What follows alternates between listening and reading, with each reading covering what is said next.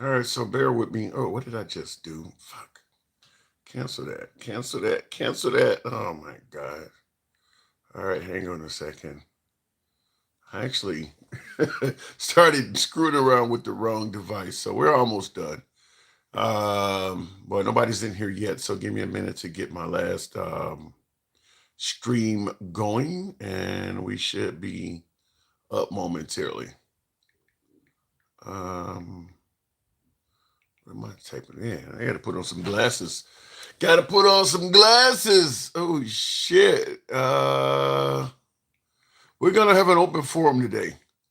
So this is where the what I want to say, the comment section should get some due diligence. I want to tackle some of my MAGA and my conservative viewers in the comments. So we're gonna have an open forum, and you'll be allowed to ask anything in terms of politics or about the show.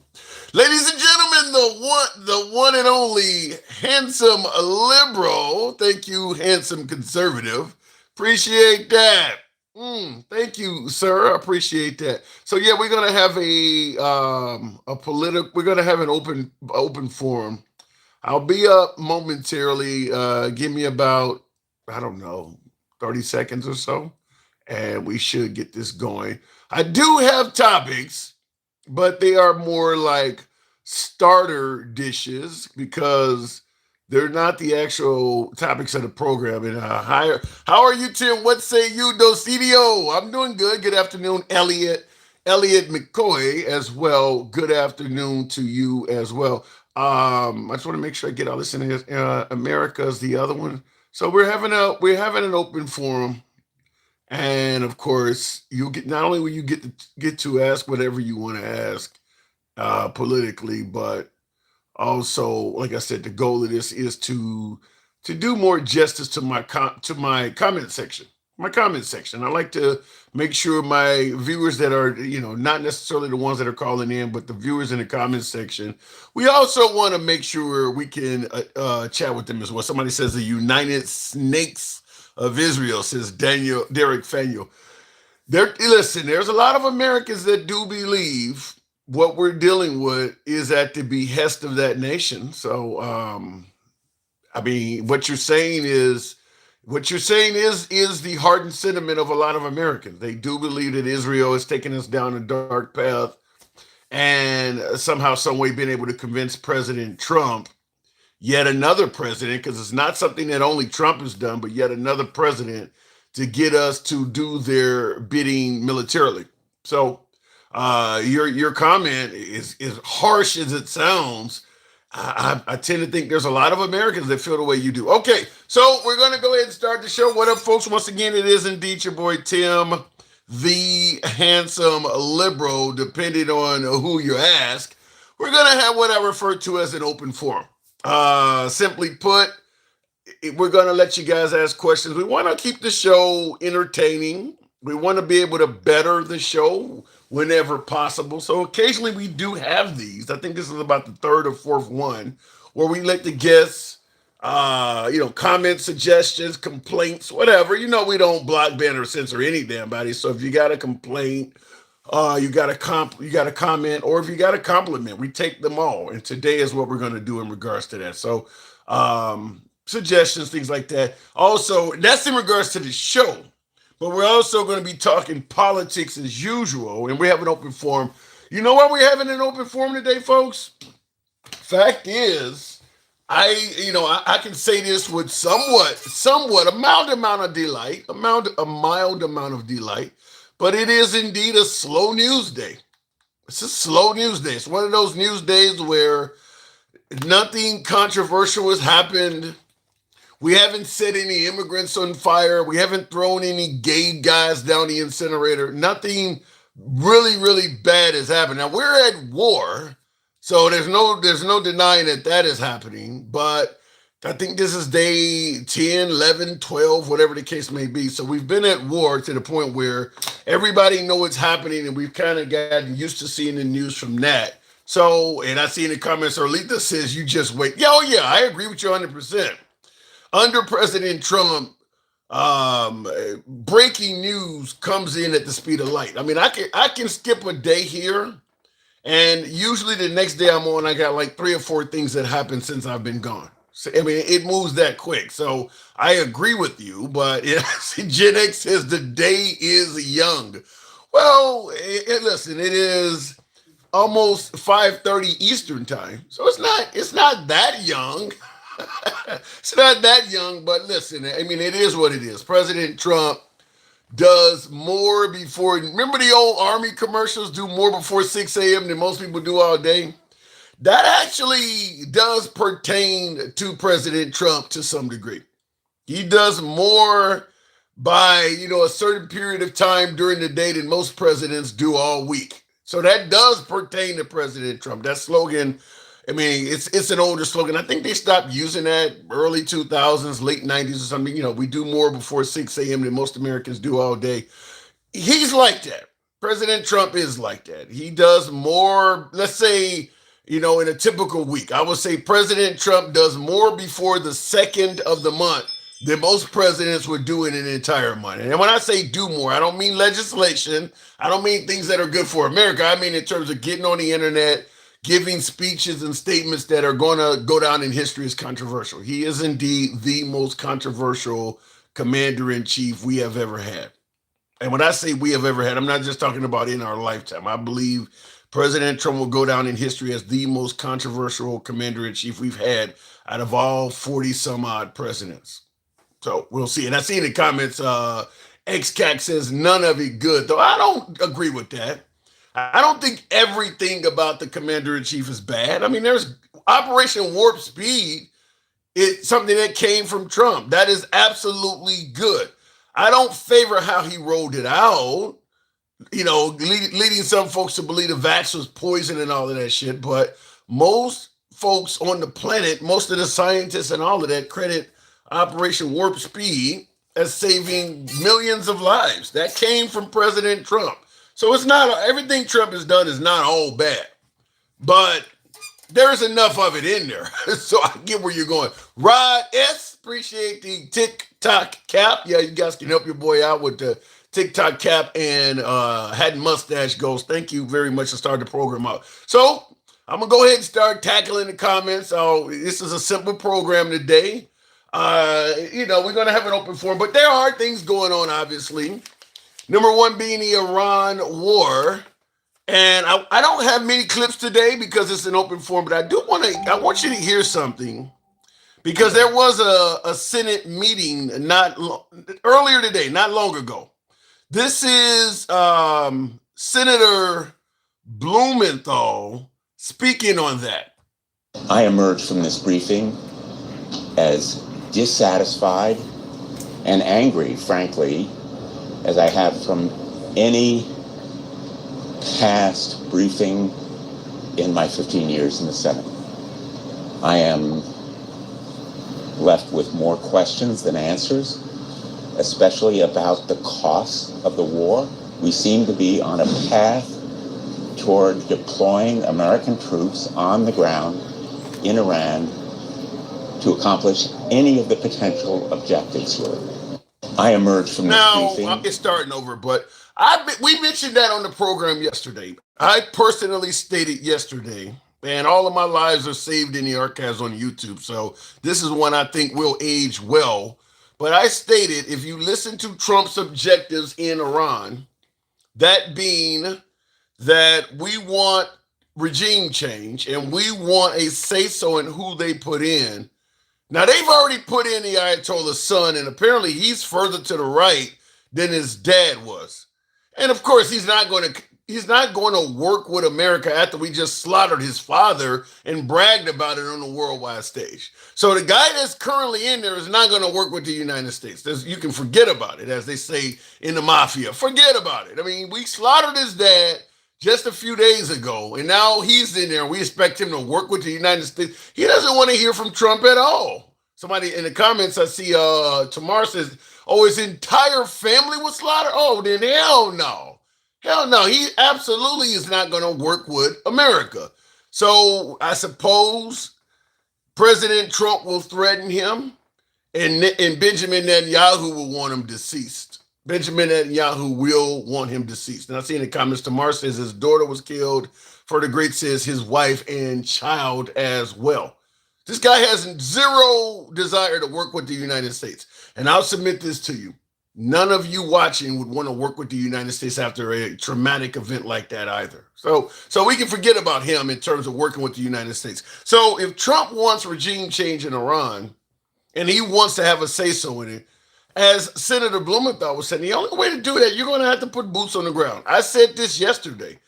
Either Trump is going to have to drop that objective because he's making it sound like that is part of the objective that must happen for us to consider victory. Either Trump drops that objective or Blumenthal is right. They're going to have to put boots on the ground. I'm already hearing rumors and speculation. I'm not military. If you guys are, some of you folks that are, let me know. But I'm hearing that people are getting deployed. I'm hearing that they are already stepping up the deployment numbers. So I'm just saying, Senator Blumenthal came out of a briefing and he's definitely saying this. He's a senator, so he's obviously got his ear to the ground.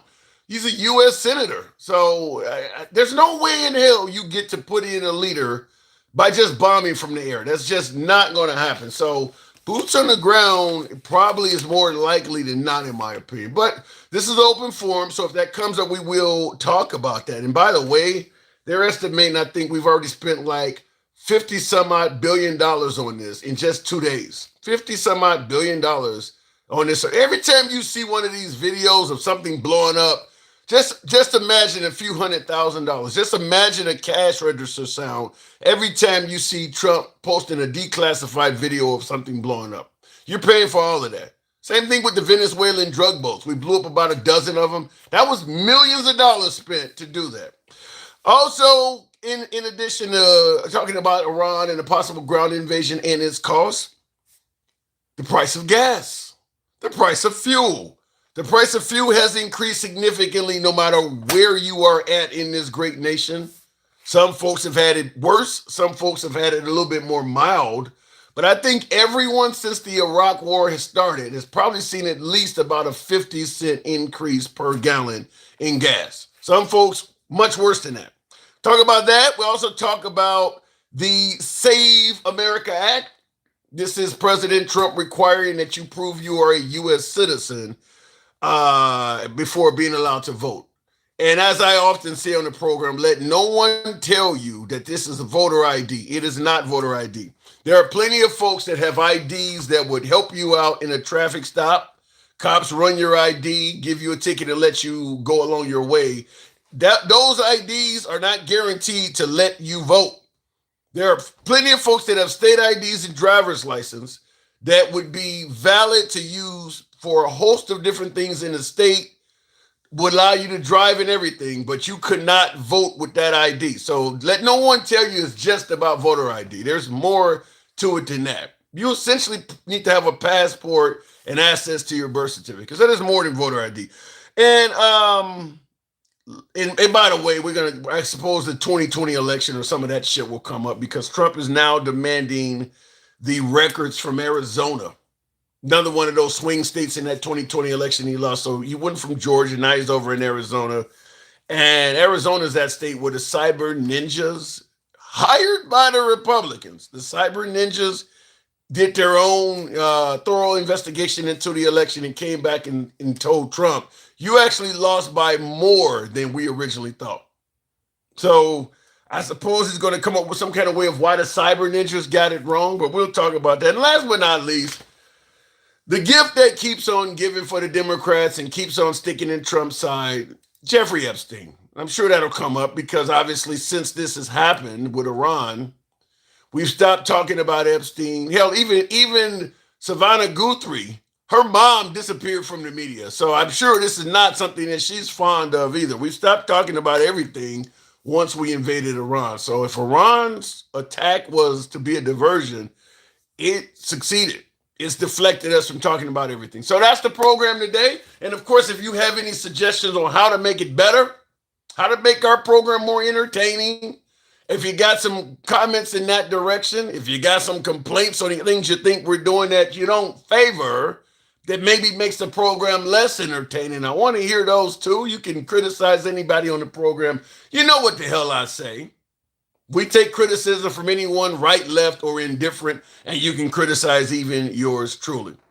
And of course, we'll take a few compliments if they're out there. So, looking in the comments, and by the way, tap the screen. We take our first caller at 10,000.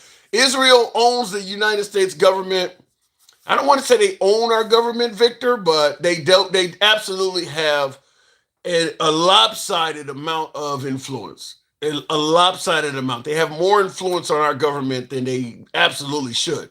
So looking in the comments here, stop fluffing so much. Fluffing? Wow. We just had the monologue. Who said stop fluffing there on Ronaldo? We just got on the program. Just started. Can't fluff yet. It's a little bit early in the game. Continuing on. I don't know what I'm trying to hit here, but Trump is great, says, Britton Wolf. If he's look, I'm not saying that he's I'm not saying what you're saying is crazy, but I would have to get your parameters on why you're saying he is great. Great. What has he done? I mean, I guess the border or something like that. But let me know. I don't know what you are seeing, but I am still hearing about Jeffrey Epstein. Not to the level we were hearing. There's apparently there's information come out. We talked about the 13-year-old that was interviewed by the FBI 4 times.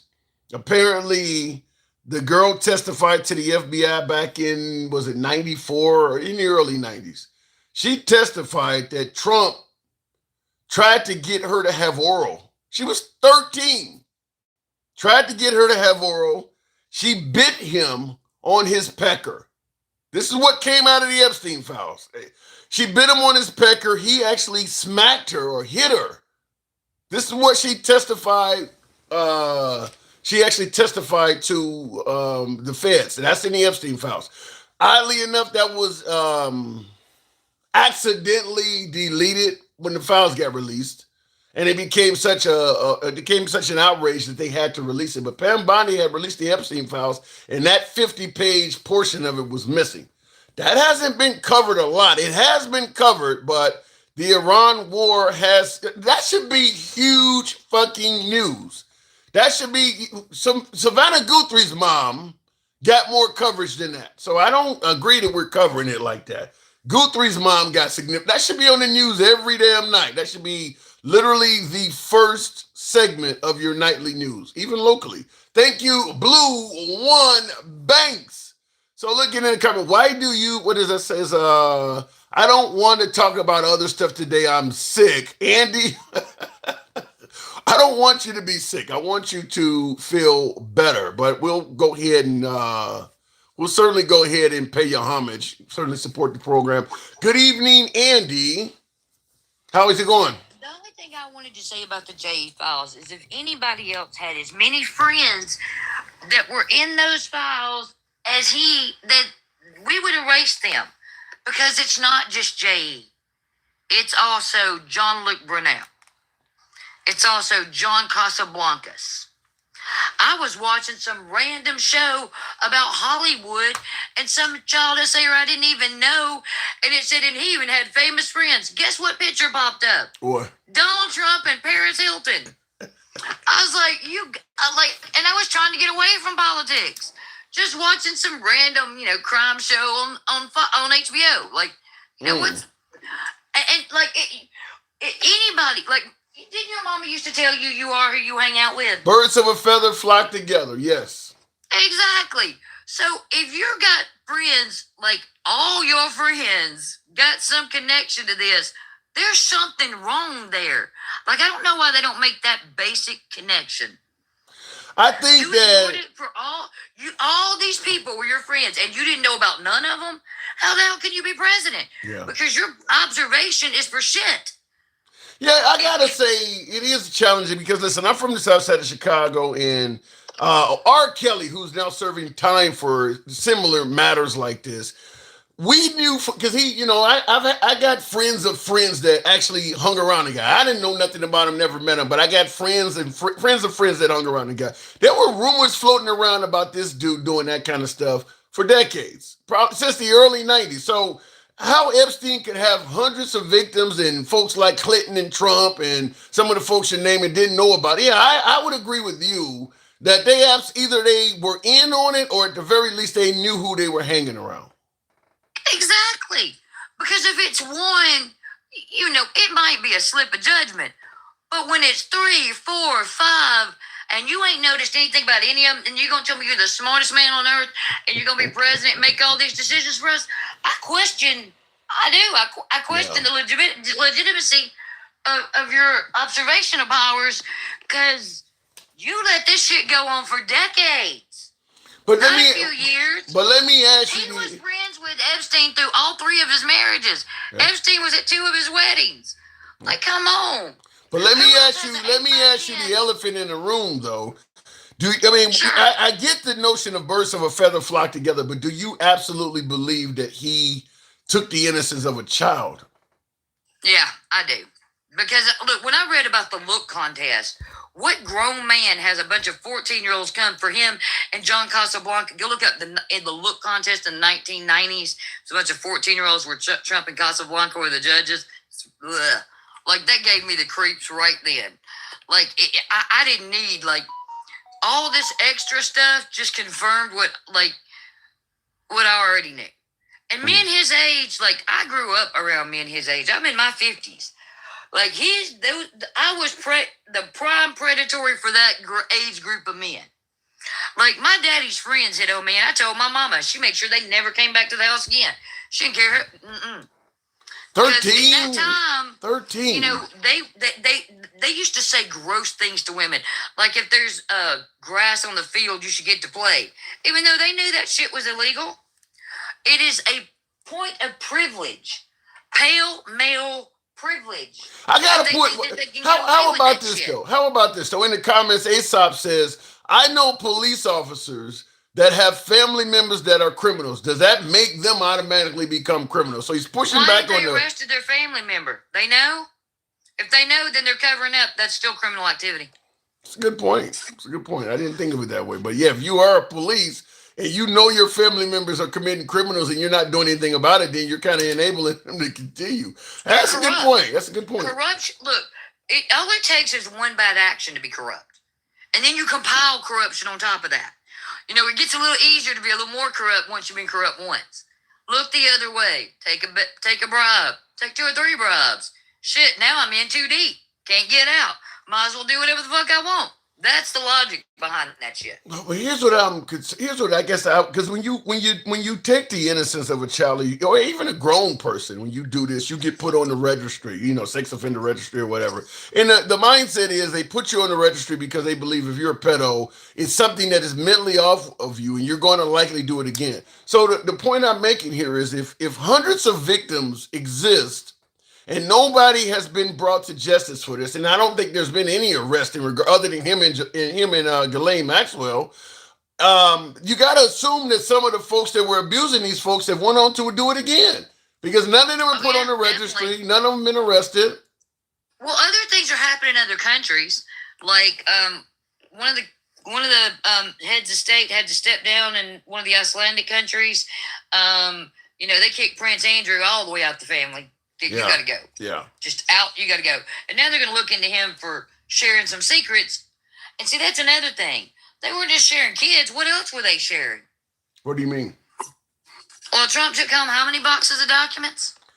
You think Trump was actually giving folks classified material? Wasn't Prince Andrew?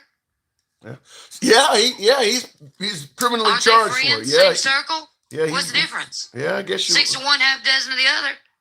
So I guess I have to ask, do you think there will ever be anyone held accountable for that, at least on the U.S. soil? No. Too many rich, powerful people, because let's be honest, even in the lower courts, they don't care about women. They don't. Men get slaps on the wrist every day for egregious crimes against women. Women are scared to report because we'll be drugged through the muds in the news. Like a girl right before I had it happen to me, she reported. And the reason I didn't report was because of exactly what happened to her. Why were you out at 11 o'clock at night? What were you wearing? Had you been drinking? Who are your friends? Wow. What did any of that have to do with what happened to me? Wow. Man, that's crazy. This happens in America every day. Men cover for each other every day at every level, up and down the chain. So women get no justice. It'll continue. And then we have Republican men going, we want justice for men and women in Iran. Get the fuck out of my face with that shit. You don't want justice for women in fucking America today. Well, how about this? I'm not well. Keith in the comments says it's both sides doing all this. I saw all the Democrats vote to release those files. We even had to get one sworn in. And if there was a Democrat on those files currently, you don't think we'd rip them out and eviscerate them? No, I don't mean in regards to the political parties. I mean in terms of gender. In other words, you're saying the courts don't give a damn about women and they let men get away with anything. Well, I do see the left working more towards women's rights and the right working more against them. And if they say no, I would point to the SAVE Act that Donald Trump is saying that he is not going to pass any other legislation, which, by the way, we don't have a king. He shouldn't get that power. You know, he can veto it or he can sign it, but he don't get to tell Congress, I'm not going to do anything else unless you do what I say. That's blackmail. That's illegal in this country. I don't know why we're not calling it what it is. It's fucking coercion. Well, the belief is... Why do Republicans get away with breaking the law every day? Well, thank you for that. Understand the law is there for everyone, not just the left. And thank you for the hat and mustache, big dog. Yeehaw! The belief is that the Republicans are doing what's right for the country, so they're willing to, I guess, turn a blind eye to it. Oh, so 150-something wounded soldiers. What is it now, 7 or 8 not alive? How's that helping the country? Gas prices soaring. You know, Donald Trump came out and said, I knew gas prices were going to go up before I did this. Said it with his own mouth. Like, keep opening your mouth. Just keep talking, dude, because you're talking your party right into the trash. Wow. He said that. And he actually said it didn't go as high as I expected it to. It ain't over with yet. That's the problem. He needs to shut up. It ain't over. But I mean, let me ask you, because MAGA is still overwhelmingly happy with the performance of Trump. Do you think there is a point, now you're in MAGA country, so to speak. Do you believe there is a point where even MAGA will become disenfranchised or unhappy with? I have a Republican following me right now who changed his vote because he found out Tommy don't live in Alabama. And then today he brought 7 more Republicans into a live from my state to listen to what I had to say. Wait, you said he found out what? He found out who don't live in? Tommy Tuberville doesn't live in Alabama. I know, because I'm not seeing MAGA seems overwhelmingly happy. I'm still getting people telling me he's the GOAT. That's because it's the ones on this app who've been on here forever. They just want their minute in the sun. They're not trying to actually change. They're not trying to learn anything. They're trying to help fascism on over the cliff. I don't know what's wrong with them because they don't realize, I guess it's truly true because Trump said smart people don't like me. Let's preface that. Then Trump also said, the uneducated love me. So, he said it himself. I didn't have to say it. Lack of education is going to unalive us. That's just going to be the end of it. Well, I mean, sometimes it pays to have a few uneducated voters on your side. I want to read this comment, though. Evil B Babu says, Tim, good afternoon. Love what you're doing. Great man of all time. Tell Miss Angie, let the hits keep on hitting. Let's get rid of these MAGA rats. You don't see, I'm assuming you don't think the same of MAGA like that. MAGA rats? Well, sometimes I do, because when I see them actively trying to destroy what our forefathers built, and our forefathers weren't perfect. They had lots of problems. That's why we have amendments to the Constitution. But that's how we get that done, by amendment. We get Congress to vote on it, and we get 2/3 of the state to ratify it. And it was set up that way so we would not fall into fascism. But you do understand. Trump is trying to completely subvert the Constitution and go around it. And that is the problem. We don't really care that the left, the right doesn't agree with us. We just need y'all not to break the fucking Constitution open so that it doesn't apply to any of us, so that we all get subjugated. If you all want to go get subjugated, Russia's a good option. You almost sound like them. If you don't like what you're dealing with, pack your bags out, or I'll help you pack. Is that what MAGA says? If you don't like America, I'll help you pack. That's kind of what... Well, since they tell me that all the time, there's already a country set up the way they want it to be. What is that? That's more than happy. Russia's already set up with the leadership that they want. A big, strength through might. There it is. Go get it. Do you Even actually Donald wait? Trump kowtows to it. So, in actuality, since Donald Trump kowtows to Putin, wouldn't he be the big man? I'm just asking. Do you really believe though that MAGA genuinely wants fascism? I think MAGA doesn't realize what fascism is. I think they just want their way, and they're a bunch of spoiled children. I could agree with that more than saying MAGA wants fascism. I think they just want Trump. But they're bringing it about whether they realize it or not. Yeah. Whether they intend for it to happen through their childishness and their bad behavior, it's happening. Mm. And most countries have never fallen, just for the record.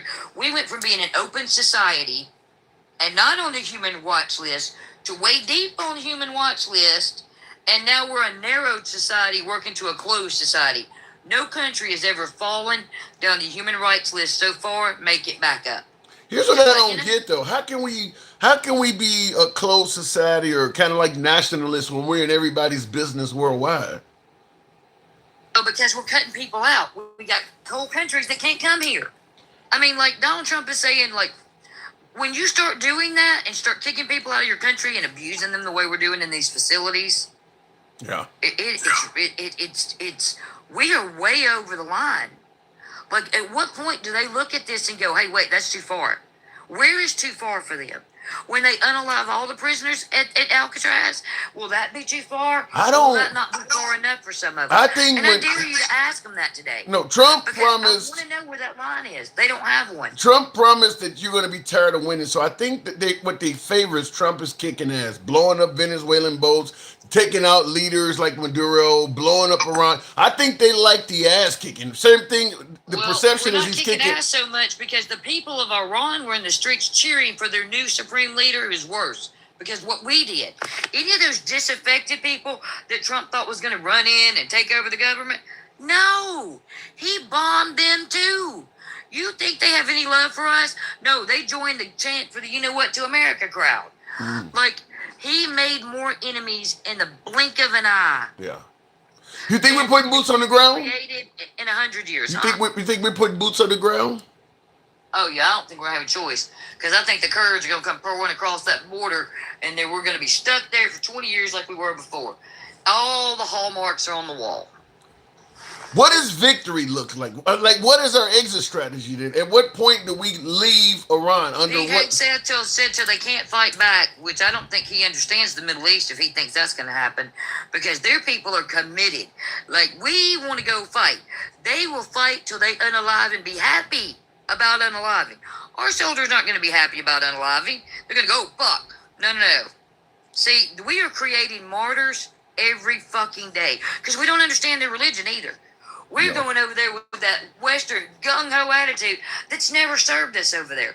Not one time has that attitude ever served us. So when I don't Trump know why- says this will be over with soon, what say you? I say that's a joke. I say he's a deranged old man wandering around in a shitty diaper that needs to have somebody take care of him, and he definitely doesn't need to be the leader of the free world. See that picture I sent you? No, I It's didn't. everywhere. Oh, Trump well. sitting on that pee pad on Fox News. Yeah, I did.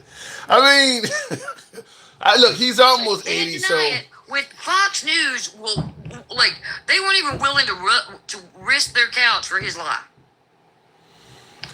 I mean, he's ratings gold for Fox News viewers. They'd sacrifice a couch for him. I mean, he's ratings gold. They would sacrifice a couch in a heartbeat for Trump. Hell, might even Well, sell I a don't pillow. know. I wonder how they're feeling about Fox today since Fox lied to them and didn't show Trump wearing that ball cap, that crappy Trump merch.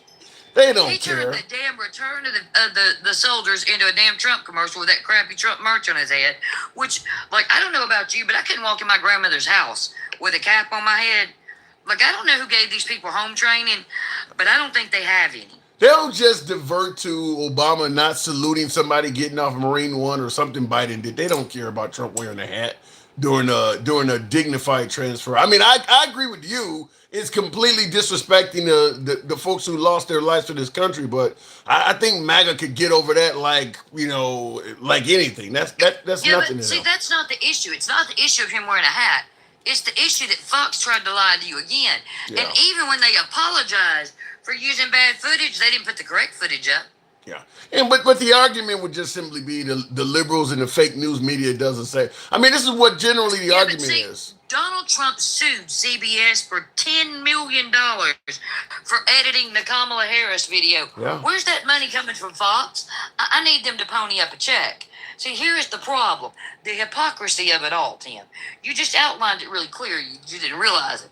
It is Democrats have to pay for their sins, but Republicans get away with their sins every fucking day. Well, in this case, that's probably because the way the law is set up, where you can't sue the president while he's in office, but he can sue you. I do believe fair should be fair is that if an entity cannot sue the president should not be able to sue the entity. If we have to wait till he's a citizen before he can be sued for anything, as president, he should not be able to sue you for anything because he's launching lawsuits while being president. Well, the law set up where you have to be damaged by it, or if I was CBS, I would sue Fox News because fair is fair. Yeah. Listen, if Trump. CBS could figure out any way that they were damaged by that, I would definitely be suing Fox News. Well, that may come. I got to move it on, Andy, but yeah, I do agree. Thanks, Tim. Have a great day. Appreciate it. Thank you, Andy. All right, moving on with the program. By the way, tap the screen. Get the likes on up to 20,000. Let your thumbs not be lazy. We are in full swing. This is an open forum. So what we're doing is simply talking about the politics of the day, Iran, Epstein, a host of different things going on, gas prices, the Save America Act. Certainly want to hear from you folks on how you feel about that, requiring that you produce documents of citizenship to vote. While no non-citizen should be able to vote, I agree with that. I agree that a non-citizen should not be able to vote in our elections. I don't believe it's happening to any significant degree. We need a nationwide law, though. President Trump, with the Save America Act, not having, the perception is he does not have the votes in Senate to get the Save America Act through, so he wants to declare some sort of an emergency. I don't believe that there is enough non-citizens voting in our elections to justify declaring a presidential emergency. That's the point I'm making. I do believe you should be a citizen to vote. So I do agree with that part, but I don't believe that it is so that non-citizens voting in our elections is so rampant. You need to declare some kind of emergency to get it under control. I just don't believe that. And I'll tell you the reason I don't believe it. There's been no evidence produced to the contrary. I mean, where are all of the citizens that were arrested going to polling places and things? I haven't seen any of that. All of it, we are to believe that in 2020, when President Trump was finishing his first term, all kinds of fraud happened under his presidency. Because when we voted in 2020, he was president. All sorts of fraud happened under his presidency. But then under Biden's presidency in 2024, when he won re-election, it was free and fair. So all the cheating happened under him. But under Biden, no question about that. That election was fair. I understand. Now that he's back in office, well, the fraud's going to come back. We need to pass the Save America Act. That almost says something about him. Why is all the cheating happening under you? When you won in 2016 under President Obama, you didn't accuse any fraud of taking place. You won under Obama's watch, free and fair election. You won under Biden's watch, free and fair election. You lost under your own watch, fraud. Now you're about to have another election under your own watch. They're about to be fraudulent again. Why is the fraud only happening under you? That does have to be asked. Anyhow, looking in the comments, I agree that you shouldn't have to produce an ID to vote in the ID do not have to be valid as long as, I don't know what that means. The writing of it is kind of rough. I'll just say this. If you voted in the last 2 or 3 elections, you should be grandfathered in. Period. Anybody that's voted in the last 2 or 3 elections, they shouldn't have to produce anything more than what they've produced in the last 2 or 3 elections. It should not be some kind of step up suggesting that this non-citizen has been voting in the last 20 years. That's ridiculous. If the person has voted in, voted for Trump or Biden Trump or Kamala last election, voted for Trump or Biden in 2020, voted for Hillary or Trump in 2016. If you voted in the last 3 elections, you should be grandfathered in. Whatever ID you currently have should be sufficient. That's it. But I think the goal here is not to make sure U.S. citizens are voting, is to make sure it is hard as hell to vote. That's my opinion. Anyway, looking in the comments, and I also believe that we could do a solid to limit the complaints on this by just hand out the fucking ID for free. How? Listen, I said this on the program before. We had 20,000. Tap the screen, get the likes up. We'll take the next caller at 20,000. I said this before. If you get pulled over during a simple traffic stop on the side of the highway, the cop who pulled you over can find out if you're a U.S. citizen within about 10 minutes. The government already knows if you're a citizen or not. They don't need to have you bring in all kinds of documentation. They can type in a few keys on the keyboard or make a quick phone call and find out if you're a U.S. citizen pretty damn quick. So the idea that you got to bring all these documentation, that's done as a deliberate hurdle to you. I mentioned before, I've lost my social security card a couple times. And to get another social security card, I had to go down to the Social Security Administration, show them my driver's license, and they ask for things that are on your credit report that only you would know in your credit history. They asked me things like, you purchased, you had a mortgage taken out in 1990s, such and such. What was the address for the property that you purchased? Stuff like that only you would know. They could ask you 4 or 5 things off of your credit history that only you would know. And if you were fraudulent and you were really interested in trying to pretend like you were somebody, you wouldn't remember all of that shit for more than just one person. So yeah, the idea that they can't find out you're a citizen unless I certainly totally don't believe that. But anyway, looking in the comments, I think this says Happy Grinch says, tell me how the fuck did a dead person vote for Biden? I think you should ask that to President Trump. He's the one that claimed all of these dead people voted. That's who, look, if you're going to say mass amounts of voter fraud is happening, at least do us a solid by proving what you're saying. You're going to pass all these laws based on what you're claiming. Show us what you're claiming has some validity to it. I don't believe we've seen that. Trump can only win if running against women, says Me Too. Well, that does help. That absolutely does help because there's a significant portion of the country on the Democrat side as well, amongst the independents as well, that does not believe a woman should lead this great nation. Tap the screen, get the likes up. If you're watching us on YouTube, smash that like button. Certainly, we're here to tackle a lot of the comments as well as take callers, but get us up to 20,000. We'll take the next caller on TikTok. If you happen to be watching us live on Instagram, Substack, or TikTok, give us a follow. We're here most weekdays. If you're currently watching us on YouTube, give your boy a sub, but on YouTube in particular, tap that like button, smash that like button. Yo, nice stream, bro. Actually, really good and underrated. Thank you. Appreciate that. We're trying to make it happen, and that's why we're having an open forum here today. We want to make it more entertaining. So we're taking comments, suggestions, and complaints. That's what we're doing today. Get us up to 20,000. We'll take the next caller. Trump is the definition of a bad president, says Sant. Really, a definition of a bad I would have to hear I would have to hear that defined.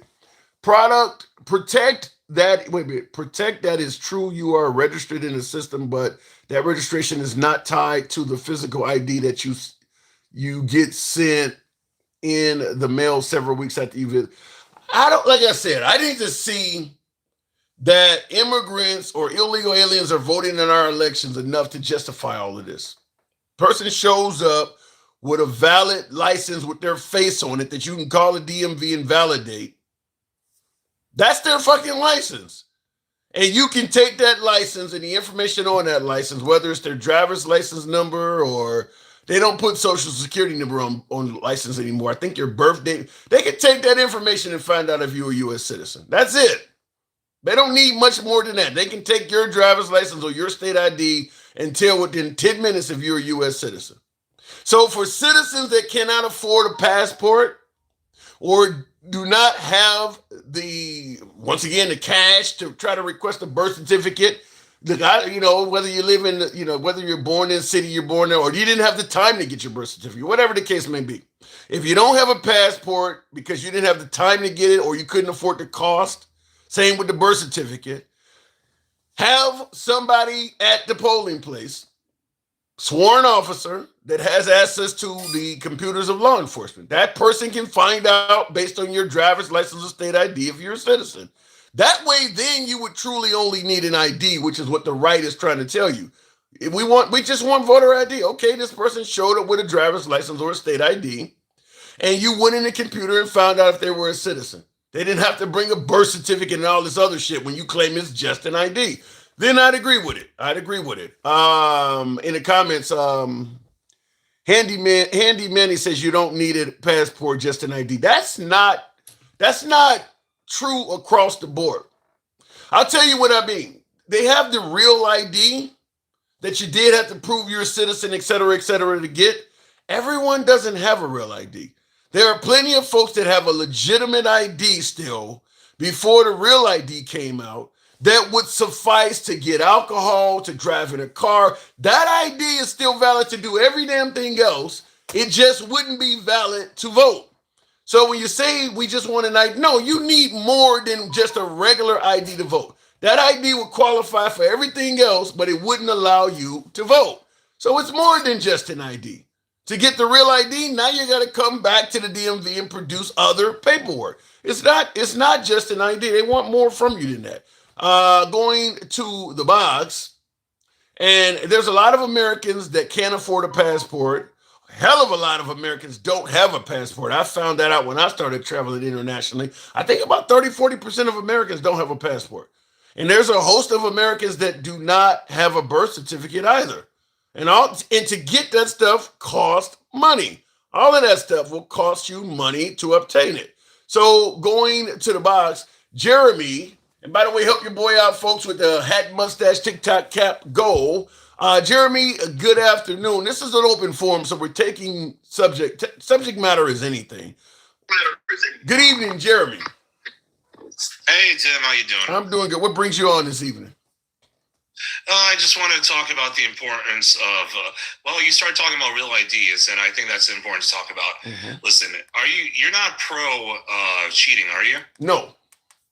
But wait, hold on. I'll say this. In my opinion, when you make up a cause that is not based on reality, such as this widespread voter fraud and things like, in my opinion, what Trump is doing is some sort of derivative of cheating, because I believe he's making up all kinds of stories about election fraud that didn't happen. But go ahead.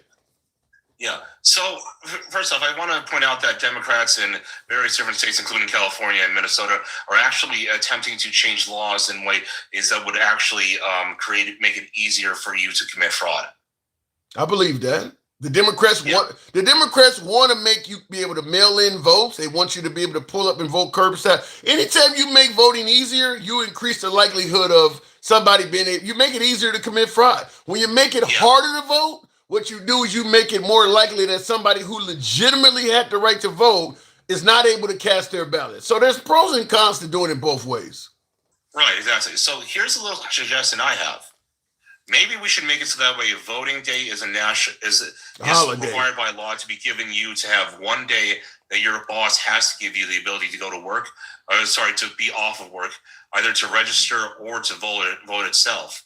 This way people can guarantee that they get to vote, and this way people can also be guaranteed that they are registered to vote. So this way it streamlines the process without so many hiccups. Well, I totally agree with that. I think the problem would be, though, your party would shoot that down, because that is making it easier to vote. If you make it a holiday, that way some folks don't have to complain that they can't get off work, etc. Your side would shoot down making it a holiday on election day. The Republicans would resist that. And the Democrats would favor it. The Democrats would favor that.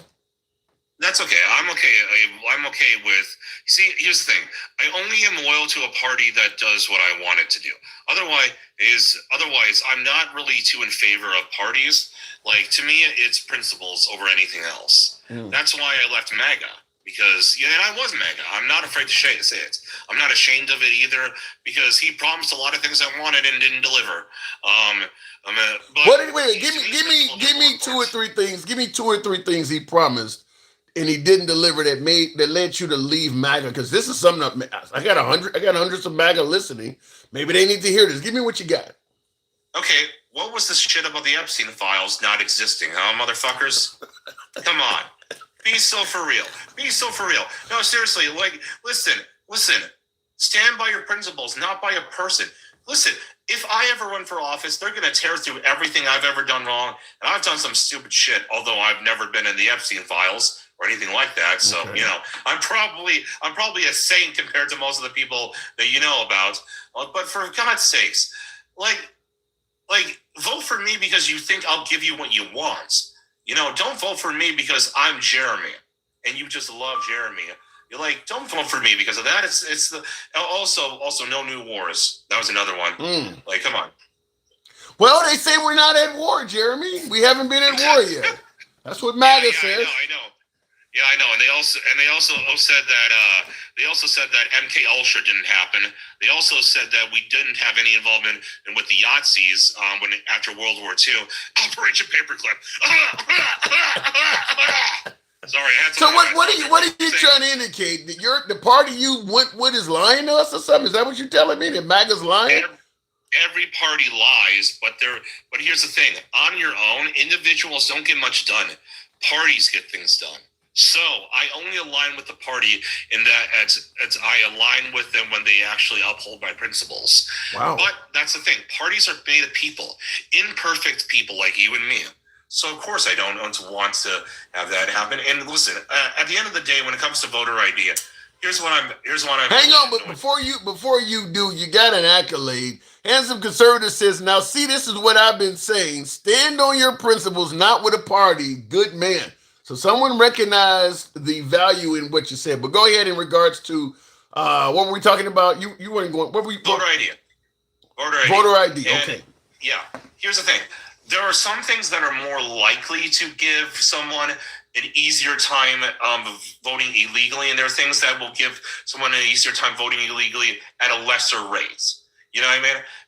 And there are some things that will get so you know, it's a matter of cost benefit analysis. Okay. You know, so when it comes to making it a holiday, that is a very low likelihood that it will give someone the ability to vote illegally, but a very high likelihood that people who are supposed to be able to vote will get the chance to vote. Now, let's say you take something like, for instance, saying that you only need something like, I don't know, like an address, like to register to vote. That is a very high likelihood because you could easily like get someone like to give you their address if they're sympathetic to you and just do something to prove your billing there. Let me interrupt to say this, and I'm not disagreeing with what you said. I agree that a person may do that. Here's what I don't get though: when you factor in it is a felony to illegally vote, and you're only about to cast one vote in an election that literally tens of millions of people. I don't believe there's going to be a significant amount of people that's going to try to commit a felony to cast one vote like that. That's why I believe what Trump is pushing is bullshit. People are not. I mean, certainly if you're here illegally, the last thing you want to do is walk into a government-sanctioned place to cast one vote. And they oftentimes have sheriffs and cops and shit. You gonna go do all of that to cast one vote and get deported? That's crazy, or get arrested or whatever. That's crazy. Well, here's my way of getting back at that. So, what I would say is, right now, absolutely, I totally agree with you. Right now, here's what studies have shown. Psychological studies have shown.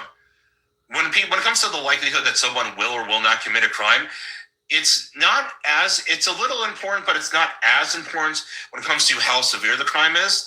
It's much more important how likely they feel they are to get caught and punished for well, I don't. It also depends on what they gain out of it. It depends on what they gain out of it too. I mean, if they make it a felony to let air out of somebody's tire, even if you thought you could get away, you're not. I mean, the idea that casting one single vote could not only get you time behind bars, but then you're going to get deported afterwards and lose everything you've been working for, just so you could cast one vote? Because I see in the comments, Fat Boy says, well, who has been arrested, though? There hasn't been a lot of arrests because it ain't happening. That's the point we're making. Right now it's not. Right now it's not, because we have good safeguards in place. And here's the thing. I think that for most people, more than likely, we will not lose many safeguards, because if like Democrats and like in various different states try to roll out laws that allow for people to have flimsy voting requirements, it'll probably be taken down by the Supreme Court, like the federal Supreme Court. There will probably be something like that. So more than likely, our elections are pretty secure, pretty safe. Here's the thing, though, Tim. Here's the thing. Let's use your example of letting air out of somebody's tire. Okay, what if you thought there was virtually no chance that you would ever face any jail time? There's a lot of crimes I could commit that I feel confident that I could get away with. I still would. I mean, I just wouldn't. Even still, I'm going to weigh the risk worth versus reward. People who do shit like that are people who tend to have nothing to lose. And some immigrant that don't made it to the promised land, in his opinion, has a lot to lose. He's not going to go out and try to vote. You're going to potentially throw your friends back home might beat your ass. You mean you was actually able to sneak into the country and you've been living there and they deported you for you actually tried to vote? That's how you got deported? Your own folks back home might beat your ass for doing something that stupid. You wasted all of that you gained just to cast a vote. That's stupid. Maybe, but again, it really depends on whether, like, think about how many crimes people already do commit. Like, let's be honest. Let's be so for real, okay? It is a very, very serious. It is a very, very punishable federal crime to either distribute or consume copyrighted content without paying for it. But come on. Like, yeah, but I'll tell you something. But here's the thing, Jeremy. I do no self-snitching. Yeah, I get your point, but here's the thing. Most people, I think just about everybody, when they commit a crime, they're committing a crime to get something for what they're doing. This is like breaking into a gas station to get a lottery ticket. You may not even get nothing out of this. You're going to commit a felony to vote. Your guy still may lose. You're actually, if all the other crimes you commit, you usually are getting something out of it. You're stealing property, you're getting revenge, you're getting something immediate for committing that crime. You're not even guaranteed to get shit for doing this. Who gonna commit a felony with no guaranteed return on anything? Yeah, but why do you think so many Democrats are very lenient on immigration? They're importing a voter base. And but it's in the future, though. Yeah, but it's in the future. The truth is, if you let in immigrants, they likely will. And by the way, the Venezuelans and Cubans been voting Republican, so that ain't even totally true. But the fact is, the belief is that if you let immigrants in, the legally immigrated. Well, that's what we're talking about. When they have these open borders, you guys claim about, them folks ain't what's voting in the election. The hope is once they have offspring, or they get older, or they become legal, they will recognize that Democrats let them in and voted. All of these Venezuelans that came in caravans, the people ain't voting. The hope is that it will turn into votes later.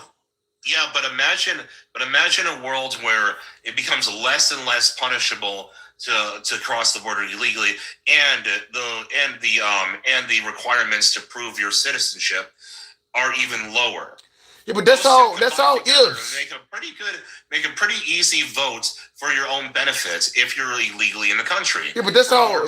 But that's all ifs in the future. What Trump is passing the SAVE Act for is based on shit he's saying is happening now. He's not talking about what you're saying. Well, in the future, if they do this and if that and if he's saying it's happening now. Well, the Democrats are definitely pushing towards that, but they're pushing towards it for the future. Shit, he's pushing towards. No, not really. He's pushing towards a president having unlimited terms in office. That don't mean it's going to happen. He's pushing towards stuff. I know, but I'm saying they're kind of thinking many steps ahead. Now, the president is absolutely using propaganda to push this through, to make people feel like, oh, it's happening now. No, but it is absolutely something the Democrats want to do.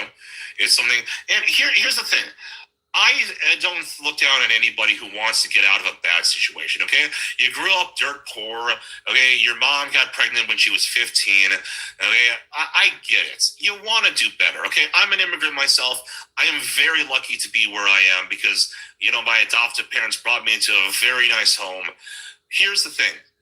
It comes to having all the privileges of a citizen comes with responsibilities that non-citizens simply don't have. So the point of enforcing these laws is that we want to make sure that everybody who has access to X has the same responsibility to it. You know what I mean? I'm like I said, I'm totally okay with making sure that only Americans vote. I just don't believe that you should make up this lie that there's widespread vote. I mean, under Biden, this is what you, I'm sure, and certainly the current MAGA believes that under Biden we had open borders and tens of millions of folks came in the country. If that's the case and you had widespread voter fraud, they should be able to produce tons of folks that voted illegally. They should be able to show you photos of, here's a picture of this guy at a polling table. He has no right to be here. Here's another one we arrested. They're not producing any of that. You're going to tell me millions of people came in the country and you're having trouble producing anybody that voted illegally? Does that not look weird to you? Yeah, it does. Absolutely. I'm not, here's the thing. Again, I'm loyal to principles, not to a party. And so for me, yeah, it's absolutely weird. Okay. And now, in the midterms, I'll probably vote Republican again because when it comes to what they actually will say they stand for, they probably have more in line with me than not. Although I might go Libertarian on one or two candidates who deserve to lose their spots, depending on how in league they are with AIPAC. I know, not nice and kosher to say that. Wink, wink.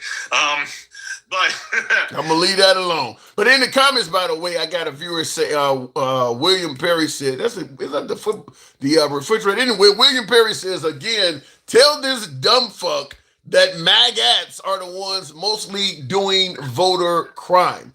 Now, there's no evidence of that. What are you talking about? Yeah, there is evidence. Well, I don't know about that because I'll tell you one thing: the fake electors and all them folks that got arrested and pled guilty to it, by the way, in Georgia, Wisconsin, and Arizona, they all were Republican. So there is some evidence to that. There's no evidence that they're doing it more than the left. There's none. I don't know. I mean, when I say the fake electors in Arizona, Wisconsin, and in Georgia, we're talking a few dozen people. I don't know of a few dozen Democrats that pled guilty to voter fraud. So based on what we've seen, it does appear to be more Republicans than Democrats. Remember, Trump was in office. Trump was president during this whole alleged stolen election. He didn't produce any Democrats that got arrested. It was Republicans that got arrested for this shit. I mean, it does appear to be that way. I know it sounds like that, but like if we're just talking about that, we're not talking about like the average voter. The average voter, or on either side, doesn't really do that much, and that's because we have a functioning democracy. Fair. Well, we're not really a democracy. We're more like a constitutional republic, but you know what I mean. So we'll just meet in the middle and both agree that while we need to have a secure election, what Trump is saying, we both believe is way exaggerated, overstated, and for the most part, not true, or as you said, propaganda. Yeah. You know what would be a much better solution than the SAVE Act, honestly? Him actually going through article after article of when Democrats are trying to make make softer laws on verification for ID, call it out and try to make it a national thing, so that way it gets put in the spotlight. There's an old but phrase, even if you do that, Jeremy, where you can show where Democrats are making it easier to vote. At best, all you can say is, see, if they do this, it could open up the door for fraud. It still doesn't prove it's happening. It still don't prove. That's like saying if I unlocked all my doors and went to bed, yeah, it makes it easier to break in my house. That don't mean nobody's going to actually do it. That's what the argument is. Right, but here's a little thought. Okay, let's say that some guy comes around your neighborhood and he circles around your house multiple different times for no reason whatsoever. I mean, he might not be doing anything, but I sure would be. But after like maybe the 17th time, I would at least go up to him and ask him, "Hey, do you live around here?" I don't argue with that, but I'll just say this before I move it on from you. It would really help if they were producing criminals that did some of these things they talked about, the dead people that voted. Absolutely. That would really help the case, the cause. I mean, you're talking an election where 70 some odd million people are voting in both directions, and you're producing nobody that's done this stuff. That's a hard sell. Last word to you. Okay, last word I'm going to say is this. I understand why people vote Democrats, and I understand why people vote conservative. Now, and here's the thing. I don't want anyone to have a worse life than what they've earned. If they put in the work, they should be able to have a nice life based on what they do with their lives. The thing, though, that I think a lot of young people like about Democrats is they kind of act like Santa Claus. A lot of them say, we'll give you this, we'll give you that. And there's a lot of promising. It's hard to beat that. Well, and I'll tell you what, certainly under Trump getting reelected, just the opposite. The Republican Party is acting more like the Grinch. I mean, they're not only taking away the entitlements you used to get, they're taking away your fucking job. So they're acting like the Grinch. So you got a choice. Do you want Santa or do you want the Grinch? I got to move it on. Jeremy, thank you. Have a good one, Tim. You too. Always a pleasure. Tap the screen. Get the likes on up to, what am I looking at? I can't see shit. You know, some of you get older. I never wore glasses my entire life, but now that I'm looking at these damn screens, get me on up to 45,000. What did I say? Some promised cheaper food. The rep who promised cheaper food? I don't know what you're talking about. We pay enough taxes to get things the Democrats talk about. Oh, you're saying that we pay enough in taxes for some of those entitlements to be there for us. Well, the Republican Party, the party of self-reliance, would favor more of an environment where you got to keep almost all of the money you earn and there were no entitlements. That's what self-reliance is. I get whatever I do benefits me and my family, and you have to do whatever you need to do to benefit you and your family. If you fall flat on your face, you either lie there on your face until you die, or you figure out a way to get up. It's as simple as that. That's what self-reliance is. You rely on yourself for everything. Even if you are in a bad way, you figure it out. There's a lot of folks who do. I was talking to Straight Talk, one of my viewers that tunes in. I'm always enlightened. I enjoy talking to Straight Talk. He's obviously MAGA. And he was saying, he was echoing what Charlie Kirk said. He don't believe children in school should get free lunch. If mom is irresponsible, why should he have to pay for mom's irresponsibility? That kid should just pay the price. You happen to be a product of an irresponsible mom. He made it clear he does not believe children should get free lunch. That is a quote from Charlie Kirk. He agrees with it. Yep, go straight to hell. Who said that? William Perry. Liberal Democrats want a lot of pity, always play the victim. Leroy, I think you're only hearing Democrats play the victim because your ears are closed to Republicans doing it. I mean, you got white guys saying DEI cost them a job, folks walking down the street talking about replacement theory and how they don't want to be replaced by Jews. All of that's victimhood. All of that is. You know, the Civil Rights Act is a mistake because it's costing us jobs. And I mean, there's victimhood on the other side. You just agree with it when it's on your side and you disagree with it when it's coming from the liberals.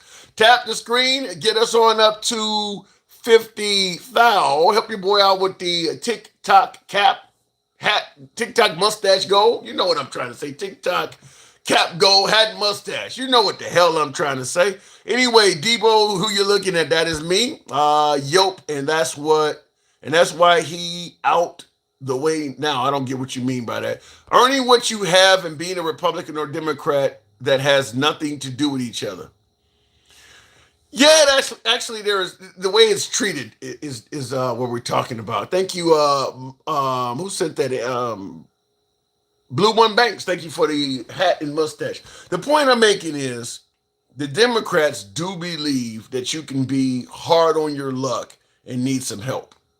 The Republican Party believes that if you are trying to seek help, you are more likely than not lazy and trying to defraud the system. So the Republican Party, when you're talking about entitlements, the first place they go is, well, what about all the people committing fraud? So same thing they're doing with voting now. But that the effort to curtail fraud leads them to resist helping people. No matter what happens, they're going to resist it because the belief is that somebody's committing fraud.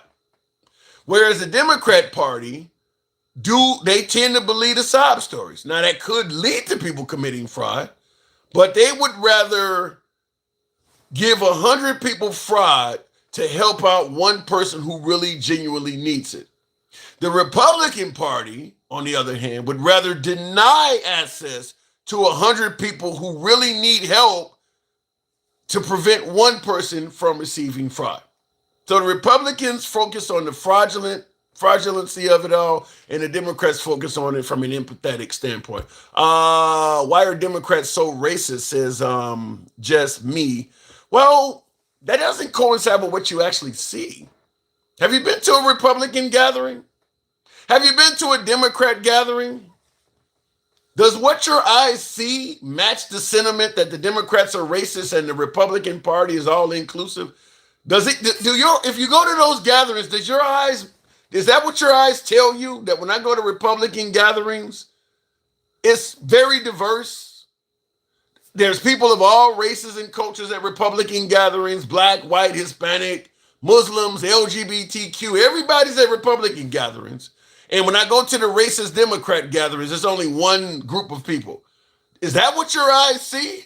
Because I would like to know where you're going and seeing that. Wow, that was an awesome observation. Yeah, I would like to know where your eyes seeing that. That the Democrats are racist and the Republican Party is all inclusive. Because I need to know where you're getting that from. But let me go back to the box before we continue on. I don't know what I just hit, but we'll make it happen with, what did I hit there? Does that say golden shower? Really? I went to a Trump rally and it was very diverse. I've been to a couple of Trump rallies. There was diversity there, but nowhere near like when I went to a couple of Trump rallies. I've been to an Obama rally. It's like night and day. It's like night and day. You go to a Trump rally, there's a few African Americans sprinkled in there. I suppose some Hispanics are in there. You don't see any feminists. You're not going to see any LGBTQ flags or any of that. You go to a liberal gathering, you're going to see all of that shit. You're going to see all of that stuff. Feminists are there. LGBTQ are openly waving their flags and shit. You're going to see all kinds of things that are at a Democrat gathering. You're not going to see all that at a Trump gathering. So I suppose if you want to try to sell that, I mean, it's like you're walking around in Alaska in the wintertime with an igloo. If you want to try to sell that, you can, I guess. I don't know who's going to buy it, but let me go back to the box. Don't know what happened with my last caller, but we'll try it out with Spencer. What the fuck does that have to do with racism? Not a damn thing. You're totally off point. Who said anything about what does diversity have to do with racism? Is that what you're asking? What does having a diverse gathering have to do? Racists aren't going to have a diverse gathering. I mean, I assume you believe Klan meetings have black, whites, and Hispanics and everybody there, huh? Racism is the opposite of diversity. It has a lot to do with diversity. I'm having trouble bringing up guests, and I don't know why. We'll try it with Mike. Republicans are conservative. Currently, that is true. Mike, good evening. What up, Timothy? I'm not much at all, hanging around like Al Sharpton at a Klan meeting. You know what we do here. So we're talking. I had a caller suggest that the Democrats are the racists. Republicans are, they're more inclusive. What say you? Well, you know what I think. I think it's all bullshit. I think it's all propaganda, and that's just what they like to do to justify the cruelty that they want to perpetuate. Real quick, tap the screen, share the live, y'all. I mean, it's thank you, and help your boy out with the TikTok cap, hack mustache. A lot of folks in here ain't recognizing what's going on. Share the live for sure. I'm gonna take my own lead. How about that? I'm gonna take my own lead. So everybody, thank you, Mike. Appreciate it. Yeah. Thank you. So listen, I want to respond to something that Jeremy said, which is stupid as usual, but I did agree with one thing that he said. Blue one, thank you. But so there was one thing that he. But here's the funny part. Before he left, he talked about I can see why people vote for the Democratic Party because they promise all these things like Christmas. Well, Jeremy, that's the very reason you say you don't support MAGA no more. What do you mean? It's the very reason why he stopped supporting MAGA because they didn't do the things that they promised him they would do. Well, but they weren't. Stop supporting MAGA. But MAGA was not promising free shit. No wars is not free shit. Well, no, it was, but they were promising something, and they didn't deliver on what he wanted. Yeah, but that's he denounced supporting them. Well, when he says, I understand what you're saying, but I also understand what he's saying. When he says the Democrats promise things like Christmas, he means free shit. You know, EBT cards, food stamps, things you don't have to work for. Trump promised MAGA stuff, but it wasn't stuff that didn't require them to have a job. I mean, no wars. You know, you're going to give you a better economy. That's not free shit. So MAGA wasn't promised free shit by Trump. That's what he's saying the Democrats get promised. Yeah, and I should have, if that's what I thought he meant, I would have asked him, what free shit are they promising? Because I don't remember. Universal health care, tuition forgiveness, that's free shit. But you pay into it through the system, don't you, Tim? Don't you pay taxes that pay into those things? I pay into taxes, but if they forget my student loans, I ain't paid that much in taxes. I mean, if I get universal health care, I ain't paid that much in taxes. But again, when you talk about free, you've paid into a system that hasn't paid you back either. Yeah, that would be. Where's your tax money going right now? Who's getting your tax money right now? Well, shit, some Iranians probably, Venezuelans probably. And the 1%, and the 1%, yes. Yeah. Okay, so let's just call it what it is. But that is the belief, is that the Democrats give entitlements, is what they're talking about. Free shit. Stuff that even if you're born poor and don't have a job, you know what Charlie Kirk said, free lunch for kids in school. That person ain't paid shit into the system, yet the kid is already getting free lunch. They don't like that. Yeah, I know they don't like it. They don't like it because they're greedy. They don't like it because they don't give a fuck about people. Because if I take their logic, we're over there trying to liberate people, spend billions of dollars to liberate them while we cut programs here for the American people. You square that shit. And by the way, let's talk about overseas. And if you will do me this tomorrow or after your live, if you want to call me, so I want to verify off this app a couple of things with you. So when I get up here, until this conflict ends, when I say certain shit that's going over there, you'll know that my source in the military is embedded, and I want to verify that with you off app. So when I bring it up, you can tell your viewers, no, I actually saw the man, the person, and I know he's not bullshitting because I know what's going on over there. I know this directly. Let me ask you this: if you do got some kind of ear to the ground or some inside knowledge, I'm gonna ask you the obvious question, because I played this clip. I'll play the clip first, and then I'll ask you the question, and you'll know what I'm about to ask you. But this came from today after the Senate had a briefing. This came from Senator Blumenthal. And from this briefing, as dissatisfied and angry, frankly, as I have from any past briefing in my 15 years in the Senate. I am left with more questions than answers, especially about the cost of the war. We seem to be on a path toward deploying American troops on the ground in Iran to accomplish any of the potential objectives here. Have you heard that? Have you heard anything that suggests we're going? Because Trump and Hegseth made it sound like we're not aiming to put boots on the ground. Now, he had a meeting, a briefing today, a senator, a U.S. senator, and he's saying the opposite. What say you? What have you heard? Okay, I'll give you one direct anecdotal. My nephew's on his way right now. He got his orders. God bless him. My nephew is on his way right now. So there's that. My other source has been over there since January. So my other has been over there since January. What branch are they in? Are they Navy though? Air Force? I mean, are they in Army or Marines? Both. I'll leave it at that. Both. And when I talk to you off app, you'll see what I'm talking about. Okay.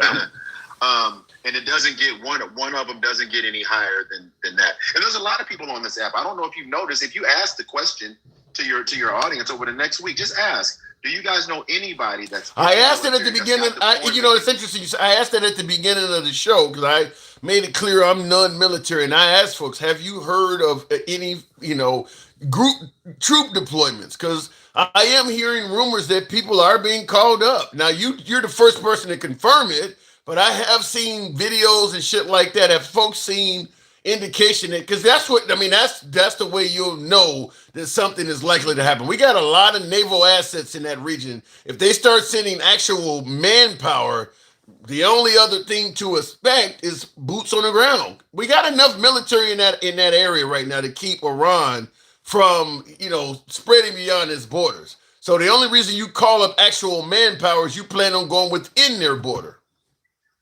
100%. Now, and I'm going to say this to Cedric, since you have somebody in the Air Force. While you're telling me I'm lying, Cedric, and I'm really only addressing this because it's military and people's lives are on the line, and you don't. And if your brother's in the Air Force, he should be able to validate what I just said to you. There's more people in these comments right now that's saying they got loved ones on their way than your bullshit ass comment telling me I'm lying. So sometimes it's best to just shut the fuck up and stop talking when you don't know what you're talking about. Because call your brother and ask him. Yeah, and I'm seeing a lot of comments on all of the platforms right now of people saying, yeah, they are doing it. I mean, so people are. Yeah, we're not the. But you got somebody that's actually getting called up. I don't know anybody that's getting called up, but I've been hearing about it, and I wanted to ask that tonight. Yeah, I'm seeing that folks are saying that. So, I mentioned in the live though, if the objective is we want regime change, and Trump has said that out loud. We want regime change, and Trump has said he wants to play a part in who replaces the Ayatollah.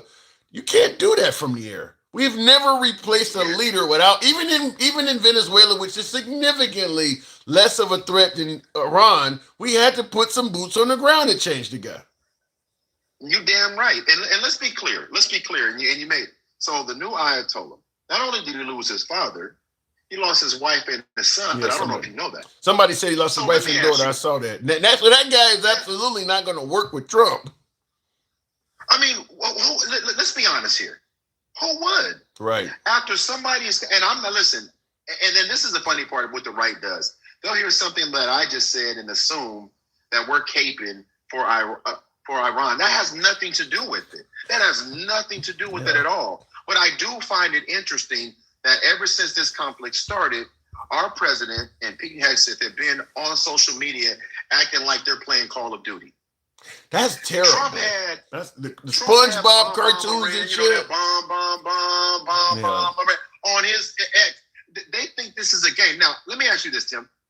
Do you think that is making the people of Iran, even if they agree that the Ayatollah needs to go, do you think they're more inclined to hate Americans or like Americans when they see us mocking the unaliving that's going on over there? Which one? Yeah, when he's putting SpongeBob, you're gonna make even the protesters that was not in favor of the Ayatollah, because some of them are getting killed in the bombings we're doing. So we're not just bombing people that the protesters did not favor. We're bombing things that the protesters are in favor of as well. So yeah, when they're making jokes like bomb Iran, and they're using SpongeBob, you're going to piss off the population of Iran. There's no doubt you're going to piss off the protesting population. But let me make it clear. I never believe one bit when you look at what ICE is doing, deporting people back to Somalia while it's in chaos, deporting people back to Haiti while it's in chaos, deporting people back to Cuba while we are putting a power embargo, an oil embargo on Cuba. So they have nothing, they have no way to cool the refrigerators. If we can send people back into those environments, why the hell would anybody believe we're doing this to help the Iranian citizens? We clearly do not care about these kind of people. So to me, that never made sense to begin with, that it was about helping protesters. Well, and again, it never has. And this is why integrity and telling the truth and transparency was important, because you're going to need people to believe you at some point, right? You're going to need people to believe you. And what you just said right now, Tim, who believes that they're over there doing this to liberate the people of Iran? Nobody. And not only that, you can't even admit that you boom this school on accident. There's no one else that has tomahawks. There's no one else that has them. Yeah. I think that logistically, that's what I believe Hegseth's answer, and I played the video of that yesterday. I think Hegseth's answer was better than Trump's, which is just keep saying we're investigating. We're at war right now, so we can only do so much investigation while for Trump to come out and say we believe it was Iran. Yeah, I think that even all of the MAGA I've talked to so far, I'm talking folks that would not vote against Trump no matter what. Even they believe it's a lie. I don't think anybody believes that Iran would bomb their own school. That was really bad. Listen, I had to walk one of these dumbass MAGAs through this in detail. missiles don't go up and come straight back down. Here's right? You're right, but here's what I heard. And those are like Denkow mentioned on the show yesterday. Those missiles are very precise. But here's what the Trump administration, or at least I had a MAGA viewer on here trying to defend it. What he suggested is Iran tried to shoot down the ordnance, striking it, but as opposed to destroying it, it altered its path, leading it to strike the school. Jesus, you hear that? You hear that fuckery? I know. And Tim, here's the thing. That's how you know people aren't interested in being objective or using critical thinking at all. Yeah. When you can do that much dancing to make that make sense in a region where Trump has demonized listen, that's not who he is. That's not who he is. But I wanna go ahead. Man, the palm of your hand look like you've been slapping wildebeest. Jesus. I was adjusting one of the other cameras, but go ahead. I'm bugging with you. Listen to me, man. Listen, though, I'll say this, though. When Jeremy was talking about the SAVE Act, there's nothing good about the SAVE Act. They're trying to address a problem that doesn't exist. I disagree. I think the SAVE Act would be beneficial if it wasn't for that aspect where I think that, you don't want non-citizen voting, but yeah, I agree with you that you're addressing a problem that is not real. It's not a real problem. The numbers don't even support it. When you go to any source, I would challenge the 330 people in here, go find a source that shows that there is widespread voter fraud that's more than 1/100th of a percent. Yeah. Matter of fact, I'm gonna tell you this: before any of you trans MAGA people respond, that's who they are. Trans MAGA. Before you say, yeah, they're trans MAGA because they're fluid in what they support. Oh my God. Trump can tell them there's no voter fraud tomorrow, and they will say there's no voter fraud tomorrow. He can tell them he can turn around and say, you know what, there is voter fraud. They will say there's voter fraud. They're about as trans as you can be. Damn. Their identity. I will say in regards to your trans comment, just a week ago, MAGA was openly defending Kristi Noem. The minute she got fired, MAGA was like, yeah, she needed to go. Like that ain't what you were saying when she said that Alex Preddy was a domestic terrorist. We did shows, everybody. She ain't lied. What she doing is a good job. She gets fired. Well, she did lie to the public. Yeah, I told you, man. They are, but listen, I don't want to hear them complain about trans nothing. Y'all worried about somebody going in the back, and you guys are more fluid than anybody on this earth right now. You will pivot and switch the minute you're told to do so. That's the crazy part about this. But back to my point, Tim. When we're looking at the data, when we're looking at the current events, Iran has already said, listen, this war is going to end when we say it's going to end. Now, they're doing the same thing Donald Trump is doing, but you know what difference they have? What? They have the ability to control the Strait of Hormuz to this point. To this point. All they have to do, like they talked about putting in mines in the strait today. Yeah, Trump just threatened them not long ago via Truth Social, said if they put mines in there, we're going to be violent. I'm like, what do you think? Wait, how much more? You've killed all their leadership. You've blown, you're threatening them with violence as if they're not already going. What more can you do? You going to threaten to nuke the country if they do it? I mean, like, you can't get much more violent than you already are. I'm laughing because these people are so Trump says, if you better not do it, and you're talking to the man that you unalived his family. Right. What you think he cares about what you're saying now? But here's what happens with those oil companies, and if you go read some of these CEOs of these oil companies and these other businesses that are over there, they're like, this is about to reach critical mass. This is going to reach critical mass as far as elaborate on what critical mass is. What do you mean? What would constitute as critical mass? Okay, so you've got tankers over there, not just oil tankers over there. You have several commodities that are important. Fertilizer, aluminum, you know those things. And I said this yesterday. I said it this morning on live. There's timelines associated with lead times on those tankers leaving there and getting to their destination. It could be 2 weeks, 3 weeks, 4 weeks. Some of those tankers take a while.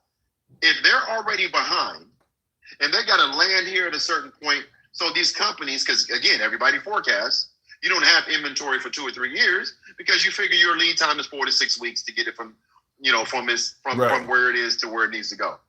If that timeline slips, everything in your forecast slips. And if everything in your forecast slips, you got to try to pivot and either get it from somewhere else or offset that cost. That's so even no matter what anybody says, if it ended tomorrow, the stagflation will be done. It's going to be done. It's going to be there for 6 to 8 months anyway. So everybody, now listen, you can say that we're over there to secure the region so they can, okay, fine. That's an argument in and of itself. But the reason why it's so fucked up, Tim, because you can't believe anything this administration tells. That is where the problem is that, I mean, you got a significant amount of Americans in this country, and probably the free world, that just does not believe President Trump, because the whole notion that you obliterated their nuclear weapons and now you're back in there in 7 months claiming they were, most of the free world does not believe that. In a large portion of this country, that war is unpopular. You thought Bush's war with Iraq was actually more popular than what Trump has done in Iran. So that's a problem, is that there's a lot of people that now you're telling people they blew up their own school and stuff like that. The information coming out of this is just not believable. It's not believable, and there's more. How do I say this without there's a lot more going on with our soldiers than they're reporting to. Speaking of that, I've heard rumors, and I'm gonna leave this at rumors because I don't fucking know, but I've heard rumors that the death toll of 7 is not accurate. I've heard people, huh? It's not. You believe it's higher than 7? I know it's higher than 7. How much higher? 8, 9? I know it's higher, Tim. I can just tell you I know it's higher. I'll talk to you off that. I'm telling. I know these people think I'm crazy. No, they don't. No, they don't. Because I believe it might be. When we found out that there were credible threats of retaliation, terrorist attacks within America, and they were hiding that report, if they'll hide that, they'll damn sure, they hid shit from Epstein. So they do have a record of hiding things. The idea that they don't want the death, Trump likes to make sure he's doing everything really, really well. The idea that he would hide death reports, yeah, I believe that could happen. 100%, 100%. And I'm gonna tell you this. I'm gonna tell you guys this. And Stevie D, I know you guys have been on this app listening to me for over a year now. I want you guys to, for the thing that you've heard me say, if you ever gave a fuck about double checking and fact checking me, if you go fact check the things I say on this program, you will see that not over 90% of the time I am spot the fuck on. I bring my receipts. I don't try to say shit that I don't know about. The numbers may be skewed, maybe by the percentage. If I'm saying 95, it might be 92 or 98. This is not a game to me. This is not a game. And now we're dealing with real life consequences for decisions that have been made and are going to put people at risk. I wouldn't say that if I didn't know. Matter of fact, I'm going to tell you this. I didn't even know my source was over there until I got a phone call, because they always check in with me. You understand? What about the families of the deceased? Do they not? Well, we'll talk, because I'm wondering if the toll is higher, why isn't it coming out via the families? Unless the families don't know that the person is gone already. I know this. Yeah. And the military has a duty to report within a certain time after their family member has been. Well, they could just simply list them. They could list them as, MIA. We didn't know. MIA. Yeah, list them as MIA. I'm just telling you. I'm just telling you. Last but not least. Yes, last but not least. At the end of the day, and I've been saying this since I got on the show, if you can't trust the source like you can't trust Donald Trump, how can you be so confident when the man lies to us every fucking day, and people give him the benefit of the doubt that he doesn't deserve? When these soldiers start coming home with these, and these doorbells start ringing with these damn flags and drapes and shit, then you guys are going to be like, well, how did we get here? How did we get here? You don't understand. Most of these soldiers over there don't have access. They're not supposed to be communicating in a lot of ways. Some are in better positions than others. but they're not giving orders for military for soldiers to go over there, and they're leaving in a couple of weeks if it's supposed to be over tomorrow. Yeah. You guys are not paying attention. Stop.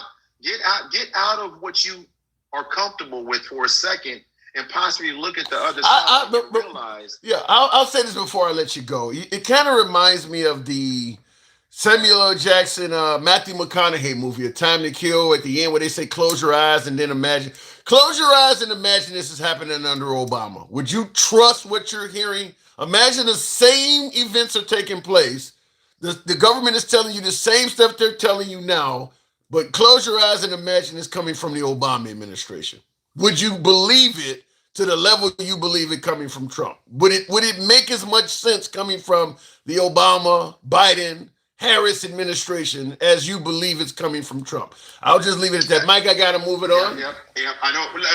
Quick question. Sure. Where is your phone right now? Are you using your phone for this podcast? I'm on it.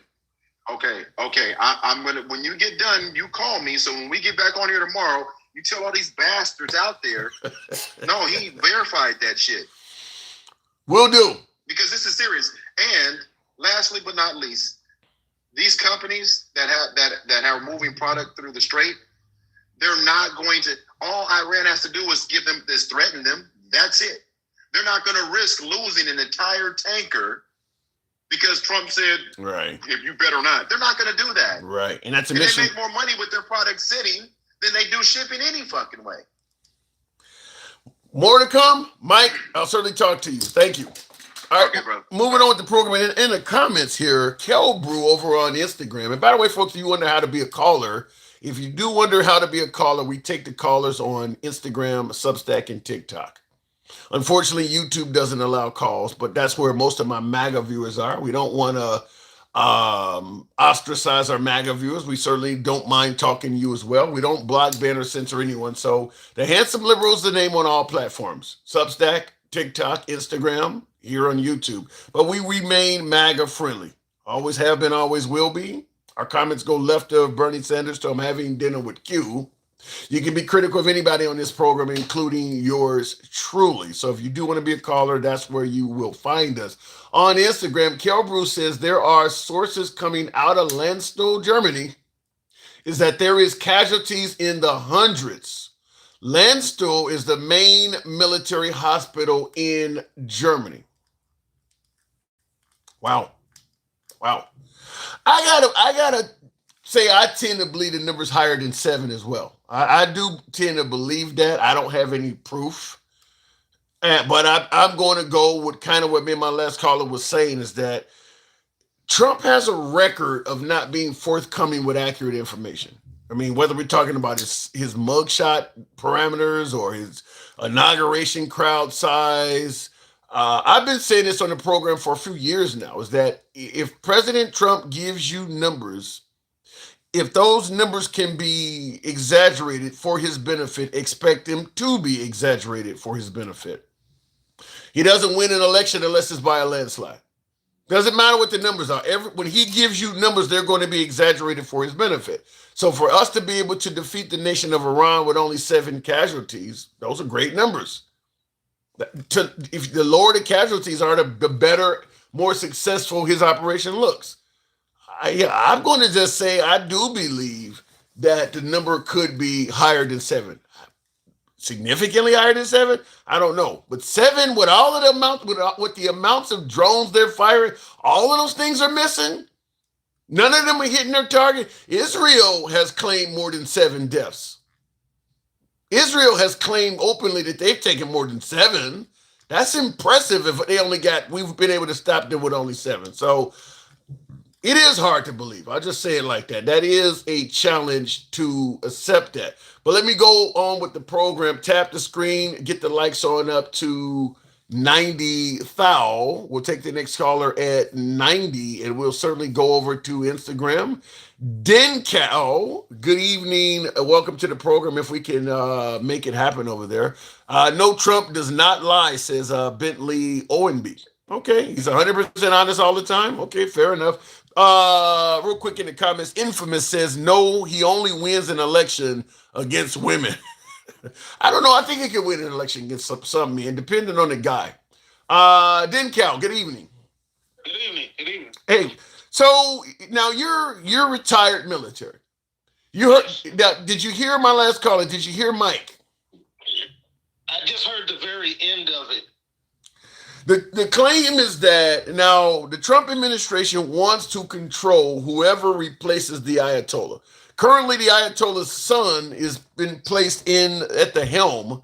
Now, we don't kill his whole family, so he's not going to work with the Trump administration. Trump has already made it clear he wants to have some say-so in who they replace. Can that be done solely from the air? Can we successfully change a regime? Because I don't tend to think so, but do you believe we can successfully change the regime in Iran solely from the air? No, the things he says are impossible. And anybody who has an inkling or understanding of, military strategy and nation building and all understands you don't just get out there and say, I'm going to be in charge of whoever they pick for their leader. And then when they pick somebody else, you stuck standing there looking stupid. Now you come on TV and say, well, maybe the leadership they have is okay, and we're just going to walk away and claim victory. Now, this is the dude's son, and everybody knows he's further to the right than his dad. So this dude is not okay. That's not believable. That was a failure in leadership. But he didn't even have to make those statements. That's the hardest part about trying to make sense of what Donald Trump says, and people says he says what he means, and we want to hear what he's thinking. No, you don't. You don't want to hear what this dumbass is thinking 24 hours a day. You just don't.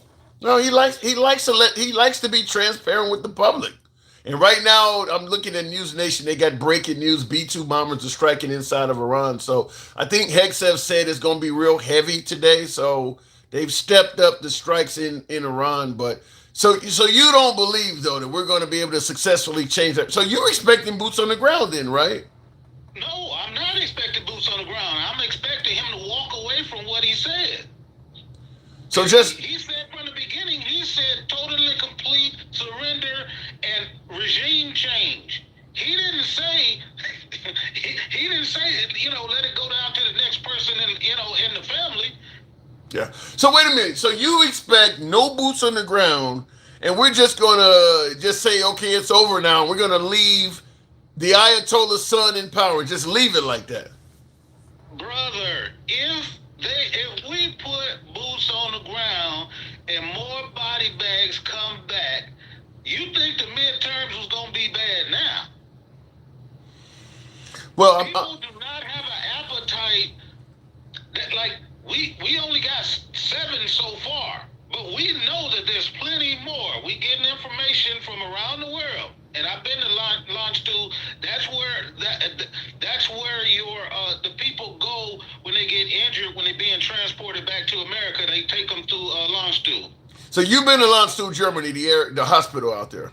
Yes. Okay. Yes. But so do you also feel what my last caller was saying is Mike was saying that the death toll, the casualty rate is likely higher than what the Trump administration is releasing?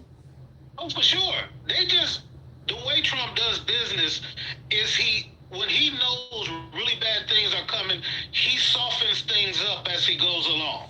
Remember, he said it a week ago when it first started. There's going to be plenty more. Yeah. Like the administration has been trying to let us know that they know that we cannot protect those military bases over there. Right now, we're in the process of taking Patriot batteries from South Korea because we've ran out trying to protect Israel. So there's a lot more people that are dying because we cannot protect those people. We blew our load with trying to protect Israel in those first couple of days when they were throwing hundreds of missiles,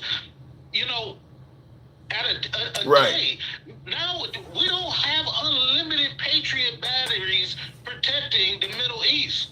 Yeah, from what I hear, the Iranian drones cost around 50 grand or so each, and they got a bunch of them. And the shit we're shooting them down with costs about 20 times as much. So we're firing $1 million, and they said it takes more than one of them off than they hit the things. So we're firing $1 million. We're firing $1 million Patriot batters or whatever we're firing at these $50,000 drones, and we often have to use multiple ones to successfully strike it. Right, and we're spending. Let the MAGA comprehend. We're spending about $5 to $6 billion a day to keep this up. Yeah, I got. The Iranians are heavily fortified. So no, we got their leadership, but they got underground tunnels and they got underground bunkers where they got thousands of these dang old missiles that they can keep dropping 50 or 100 a day, and we can't stop them.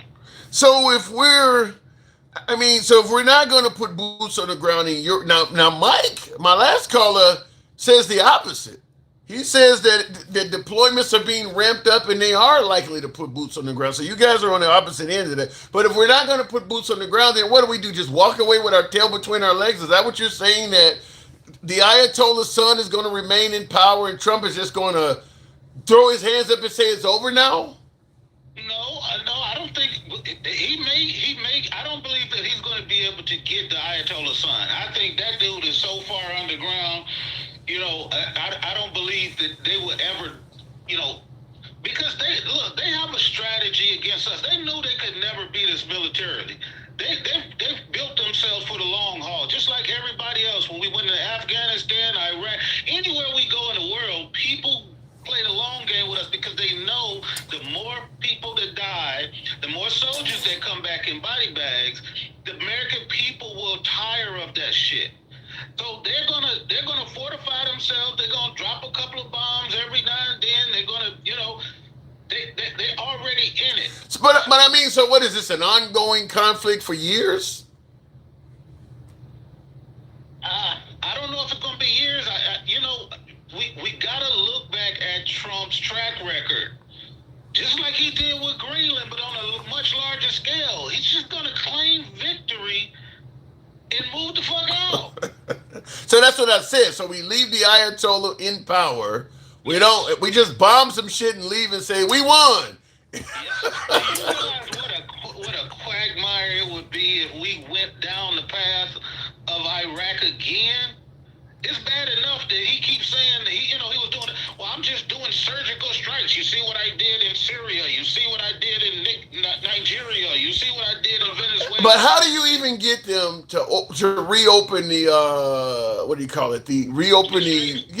But before you answer that, I want to read this comment because you were talking about the expense, and I believe it's 50 some odd billion dollars we've already spent on this war.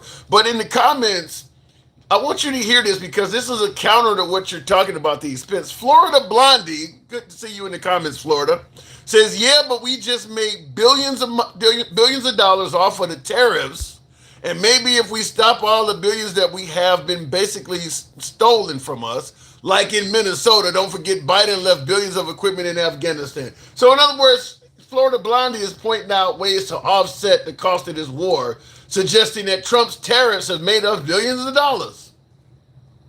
Well, first of all, I was never taught Trump math in school. So I can't explain to somebody who's trying to use a math that doesn't exist, try to explain to me how we are getting money, how we are getting anything. She said, we made money where? Where do we make money at? She's saying, this is what Trump is saying, that those tariffs he imposed, Liberation Day, April 1st last year, those tariffs that he imposed on the world, he's saying that has brought in billions of dollars to America. And you are saying what I just said.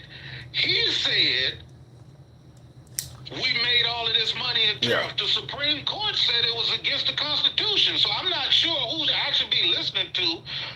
It's a good point. Or the Supreme Court. They said it was illegal, and now they're fighting over our money that we paid. That's a good point. The Supreme Court did say it was we got money from the tariffs. We paid money into the tariffs. We ain't getting shit. Yeah, you got a good point. The Supreme Court did say those tariffs were unconstitutional, and now we're up in the air on whether or not we got to pay those countries the money back. So we certainly didn't bring in billions of dollars if the tariffs got to be refunded. That's a right. That's that Trump math. That's that Trump math. So your estimation is that when all is said and done, Trump is just going to throw his hands up in the air and say we won, and that's it. So how does the Strait of Hormuz gets reopened? We done a lot of damage to Iran. If we decide to just stop and on a world stage say we won, do they just open it straight back up? He cuts a deal with Iran. He cuts a deal with the Ayatollah. He cuts a deal with him and says, open it back up and, we'll relieve some sanctions quietly. And, Trump's the ultimate deal maker. He knows how to make, just like he did with Greenland. So this is going. So your estimation is this is going to be all for naught. I don't know. You got people like Florida, Barbie or whatever her name is, who believe that we're making money somehow with all of this chaos that Trump is. Yes, they're going to come out and say Trump won. These people cannot be objective. It is outside of their ability to look at what's going on and say this is a hot fucking mess. They cannot do it. Mm. Well, I don't think it's that they're going to say that we won. MAGA often echoes the sentiment of Trump. Trump is going to explain it in a way that MAGA will believe, obviously. And according to Trump, he's going to come across with some kind of way where we made a ton of money. Iran is not going to pursue nuclear weapons. Remember, we obliterated them the last time, and MAGA was very happy about their ambitions being obliterated. So what he says, MAGA tends to believe, and yeah, MAGA will walk away with the notion that we have successfully thwarted the Iranian regime. Right. And while all of this is going on, Trump investing is in the background, removing all sanctions on Russia, welcome them back into the international community, saying that they can sell oil around the world at regular prices, and it's all cool. Right after Trump has a 1-hour phone call with the dictator, that we have no idea what the fuck they talked about, and he came right out and said, "Oh, the war is about to be over." I know what I think I know what him and Putin probably talked about. Putin probably told him, I need to sell. You need me to stop helping out the Iranians. I need you to stop sanctioning our oil from being sold. And he probably because I think Putin is a little bit more educated on this than Trump. He's been, KGB for years. I think what Putin did is use the fact that we now are at war with Iran, and that he can help the Iranians just like we've been helping the Ukrainians. You've been helping these people destroy my Russian soldiers. We're going to help them destroy your American soldiers unless you stop preventing us from selling our oil. I believe he made a deal with Trump, and that's kind of how it went down. We got intel that says they've been helping Iran. Yeah. Satellite imaging to target American troops, and our president got on the phone with this man and came out and had Scott Bessent say, we're gonna relieve this problem with oil, the global oil market, by allowing Russia, the people that are literally getting our soldiers killed, to be able to sell oil. It's crazy. It's crazy. And that also means that's going to be a step backwards for the Ukrainians as well. Yeah, for sure, yeah. Because they were having a hard time funding what they were doing. It's the fourth year. They bogged down. This is a mess. I'm going to tell you, hopefully it turns out right, but right now this looks like a mess. Have you asked any of the Trump people how they feel about Trump? I mean, Trump just opening up everything is going towards Russia. He done quit trying to solve the war. He just now is opening them up, and now they talking about we may even start dealing with them economically. Like this is everything we said in the beginning about Trump and Putin. No, I have not asked MAGA yet, and I will, but I'll tell you that it depends on where you get your media.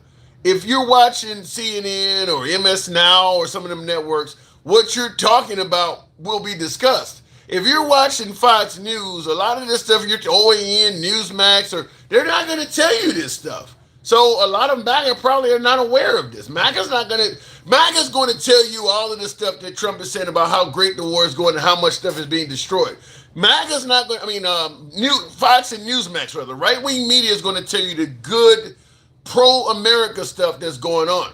But anything that's a disaster or mishaps, you're not going to hear that on right-wing media, or they'll play a real quick clip of it and move on. Yeah, well, I don't know. Like, there's more and more. Especially the right-wing social media people. They all starting to kind of say this is bullshit. Yeah, they turning into rhinos. That's what's going to happen. They're going to be hanging out with Marjorie Taylor Greene. Yeah, so right, they're going to start turning into rhinos. Once they keep Laura Ingraham, she having a hard time. She over there trying her best to stay true. Yeah. If any sort of expose like what Mike was talking about, where the casualty rate may be higher than 7 or whatever, if Megyn Kelly or any of them do a report on that and Trump gets wind of that shit and starts attacking Megyn Kelly, she's a rhino at that point. And that's what would happen. I mean, so a lot of the folks on the right are only going to undermine what's going on so far, because Trump suggesting that Iran blew up that school, and then you got Hegseth not even agreeing with it, and that's who the information would come from, is the Secretary of War. So obviously what Trump said about Iran that is not true. The right is not holding him accountable for that. He stood right behind the reporter. Yeah. And Trump said, yeah, I've been told, yeah. About who? And then they asked the motherfucker behind him that would have told him. He said, we're investigating. Motherfucker, you talking about GPS precision-guided munitions. You know exactly the latitude and longitude of every fucking missile you shoot. Yeah. Don't tell me they hit 4 locations within 200 yards, but that one, we're not sure about that one. We gotta investigate that one. Trump says we sell those tomahawks to everybody. We sell tomahawks to 3 countries. We haven't sold anything military to Iran since the late 1970s when we were giving them F-14s and shit. So we sold tomahawks to 3 countries: Israel, UK. I think it may be one other, maybe France or something. And none of them are in the war. Right. This is your president. Say that, and then say, he was, nonchalantly talking about this episode or something, like it just demeaning, the dead and stuff, acting like this is some type of Call of Duty video. Yeah, that's terrible. The stuff he did online, I mean, and I do believe that will come back to haunt him. Dinky, I do got to move it on, but I do believe that that's going to come back. Putting SpongeBob, you're right. I mean, trying to make it look like it's a Call of Duty movie when people are actually dying. Just really not only disrespecting the men, the men in uniform, but people are dying in this. It just looks bad. It looks all around bad to make a joke about this. So yeah, with his campaign hat on. Yeah, with the dignified transfer. I'll just say this. One thing I do disagree with you on, I tend to agree with my other caller, Mike, on this. I believe boots will be put on the ground. I believe we're going to put boots on the ground. So we'll see if you're right. We'll see. I don't think he will go that far, but then again, it's unpredictable. So fair enough. Well, we'll find out probably within a month. I don't even think it'll be a month. I do believe we're going to put. No, it won't be. He said about 4 weeks. So yeah, you'll be able to tell when they start finally admitting how many foot soldiers are being deployed. I mean, because right now we got. I've heard some of my friends said some of their people are being sent. They're heading out on deployment out of their regular rotation. So yeah, they definitely are sending more people out into theater. That doesn't mean that they're deploying there to put boots on the ground, but I know that they're moving assets around. So we'll see. All right, Denkel, appreciate you coming through. Thank you. All right. Yep.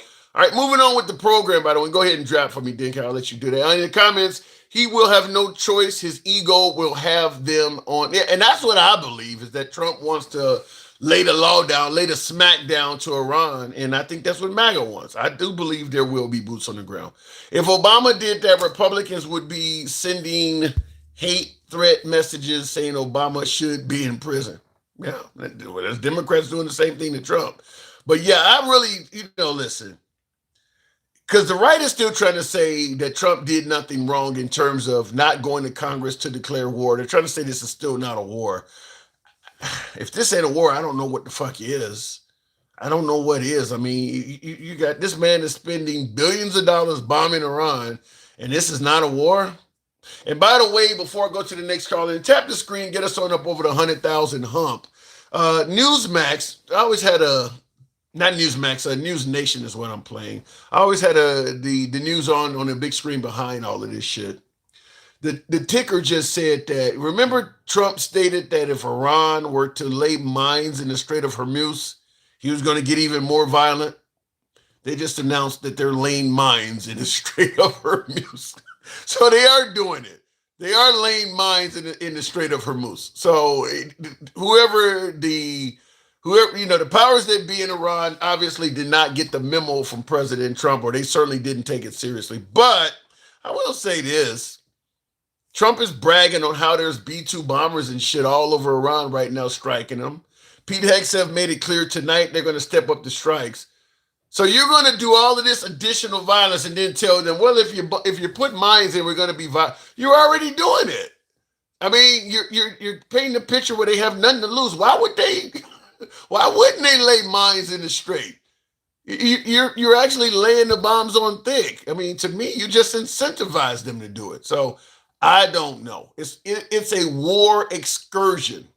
What the hell is that? What is a war? An excursion means you're hanging out on the beach sipping Mai Tais. An excursion is usually something pleasurable. A war excursion. That's like a cardiac orgasm. You can't put a tragedy and pleasure in the same sentence. That doesn't make any sense. It's not. I think. Listen, to me, it sounds just like other terms we've created to not want to acknowledge the truth. Alternative facts, as opposed to just saying it's a lie. It's alternative facts. Remember insurgents? You didn't want to call them the enemy, so they became insurgents, enemy combatants, just making up shit. You didn't get allies, so it became a war, a coalition of the willing. This is the stuff that came out of the Bush administration. Just making up shit because you don't want to admit what you're actually doing. So it's a war of excursion, just coming up with other new shit. Anyway, we don't want to see the truth that we have a president that's a rapist. Damn, that's a pedophile, and it's time for him to go bye. Well, Trump ain't going bye-bye, Heather. He's not going bye-bye. Unless the Democrats do extremely well in the midterms and they're inaugurated in office next January. Understand the Trump administration does not want the Democrats to take over the House and Senate. Not just because it's going to be counter to his policies and legacy, but I'm going to tell you right off the bat, they are going to try to put that man out of office and possibly in a prison cell. If the Democrats do very well in the midterms and they get enough senators and they get enough members of Congress, they are going to impeach him again, guaranteed. So when he says they're going to impeach me, he's 100% right. Guaranteed they're going to come up with something to impeach him for. So he has a huge interest in preventing Democrats from winning the midterms because it could mean him going to jail. It could mean members of his administration going to jail. Hegseth is going to get impeached. All of them. Kristi Noem may be called back up for possible crimes or what. I mean, all of them going to get in trouble. So absolutely, he has a vested interest in making sure the Democrats don't win. And having said that, I will submit this to you. If the Democrats do well in the midterms, not only will you hear claims of fraud, expect Speaker of the House Mike Johnson to refuse to swear them in January. Expect there to be a reason given. Remember during the government shutdown, you had a congresswoman in Arizona that had won, and Mike Johnson would not even swear her in, saying, well, we got to wait till they open up again. He could easily have sworn the woman in. He just chose not to swear the woman in. That guy is not going to swear in anybody that Trump claims won by fraud. So expect Speaker of the House Mike Johnson to refuse to swear in anybody that has won in the midterms. Expect some of those folks. They're going to allege that some of them won by fraud. It'll be 100% Democrats. Remember, the Republicans under President Trump, well, I won't say Republicans, I'll say President Trump himself. President Trump does not see Republican fraud. Only Democrats cheat in elections. Only Democrats. He's never alleged that a Republican has cheated in an election the entire 10 plus years he's been a politician. He's never said that. He's seen a million Democrats do it. He's never seen a Republican do it, even though some Republicans have actually pled guilty to it. He does not see Republican fraud. He only sees Democrat fraud. So expect him to see widespread Democrat fraud, and Mike Johnson will not swear in the people they're accusing of fraud. Remember, this is what he wanted Mike Pence to do. Speaker of the House Mike Johnson will do it. Mike Johnson will do what he was trying to get. Mike Johnson, or what is his name? Is it Mike Johnson? Whatever his name is. Johnson, Speaker of the House Johnson will do what he was trying to get Vice President Mike Pence to do. Anyway, looking in the comments, though, bro sees both sides. Thank you, Kevin. But yeah, Trump does not see Republican cheating. He only sees Democrat fraud. He didn't see a crime on January 6th. No, he did not. He saw a bunch of patriots. Mike Johnson, yes, King Mo. Tap the screen, get us up to 105. Looking in the comments, this is a free forum. We're trying to keep the program entertaining. So we're taking complaints, suggestions, comments, and compliments if there are any. So that's what we're kind of doing on here. Looking in the comments, so to help your boy out with the TikTok cap go, hat and mustache, if you will. That's the same way as the Democrats don't see none of their people doing any kind of fraudulent stuff. Well, the Democrats, though, Kevin, have not been the ones screaming out about election fraud. They've not been the one doing it. It's all been Republicans. Before President Trump became president, there was very little claim of fraud. I know the 2000 election with the hanging chads, but for the most part, you didn't have a lot of politicians. Hillary Clinton made a few statements too, but nothing was like what Trump is doing. Looking in the comments, somebody sent me something I wanted to acknowledge, and I didn't see where it came from. But thank you, whoever sent that. I think it was either a cap or a head mustache. Looking in the comments, though, take Trump down. Trump is not going down. I don't think Trump is going to, you're not going to see Trump go to jail or any of that. But I do believe the midterms are going to be, they're going to be wild, as Steve Bannon once said. I'm looking for my glasses. I put the MAGA hat on. Wow, I'm getting backwards here. How crazy is it that felons can vote when they probably be his biggest supporters? That's a topic in itself. That's a topic. I'll tell you this, the idea, and I'm not even going to argue whether or not Trump is guilty or it was a witch hunt. That's a different argument. But the idea that an American can literally be a felon and be president of the United States, but while being a felon, they can't vote for president of the United States, makes zero sense to me. I think now that Trump has become our commander-in-chief with all of those felonies on his record, they should remove the restriction that you can't vote if you're a felon. How can you get the job, but you can't support the person getting hired? To me, once he got hired as a felon as commander-in-chief, they should have reduced the way we view felons for all forms of employment.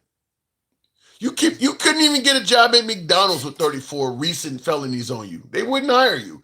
Thank you, Mike the Sailor. Appreciate that. Yeah, you wouldn't get, imagine going into trying to get a job at McDonald's and you had to put on there, could I get an extra sheet of paper? I've had some problems with the law. So you need an extra sheet of paper to put all those felonies on there. And then when the employer starts asking, well, it was a witch hunt. It was a witch hunt. They had it in for me. You're not getting that job. They're not going to hire you for that. So the idea that you can have all those felonies and actually become president, to me, should make it so that if you want to get a regular job in America, those felonies should not hold you back either. We actually gave the nuclear codes to somebody who has felonies, but we wouldn't let them flip burgers? That don't make any sense to me whatsoever. Felony charges were dismissed. he was convicted of the shit. In fact, I don't even know if you went through all the shit he went through. And by the way, he was found guilty of those felonies. The felony charges were not dismissed. He still is a felon. They were not dismissed. Because he became president, you can't punish him for it. But those felony charges were not dismissed. He is a felon. He still is officially a felon. They just can't do anything about it. Those charges were not dismissed. That is not accurate information.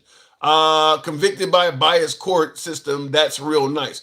Well, Florida Blondie, like I said, imagine going to McDonald's, applying for a job, and you got a bunch of felonies on your record, and you tell the employer, don't look, I was convicted by a biased court system. It's bullshit. You wouldn't get that job. You would not get that job. You know how many people got convictions that believe that they got convicted by a biased court?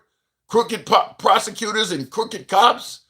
Half the prison system believe that shit. Anyway, let me go back to the crooked. He got convicted by a crooked system. Everybody says that. Everybody feels that way. That ain't unique to President Trump. They all feel that way. Continuing on with the program, let's try it out with Randy. Money talks. It ain't just, money talks power, but you're trying to compare Trump to the average Joe who probably did commit the crimes. No, I'm saying that Trump probably did commit the crimes as well. Just because Trump happens to be a politician or a man of prominence, why should he automatically be assumed that he didn't commit the crime, but some poor average Joe did? Why is Trump getting the benefit of the doubt? Plenty of wealthy people commit crimes. He's pardoned a bunch of them. I don't see any reason to believe he did not commit the crimes over the average Joe, other than him telling you he didn't do it. You just believe him and you don't believe the average Joe. That's the only difference. I tried to bring up a guest. That didn't work. We'll try it again in the comments, though, real quick.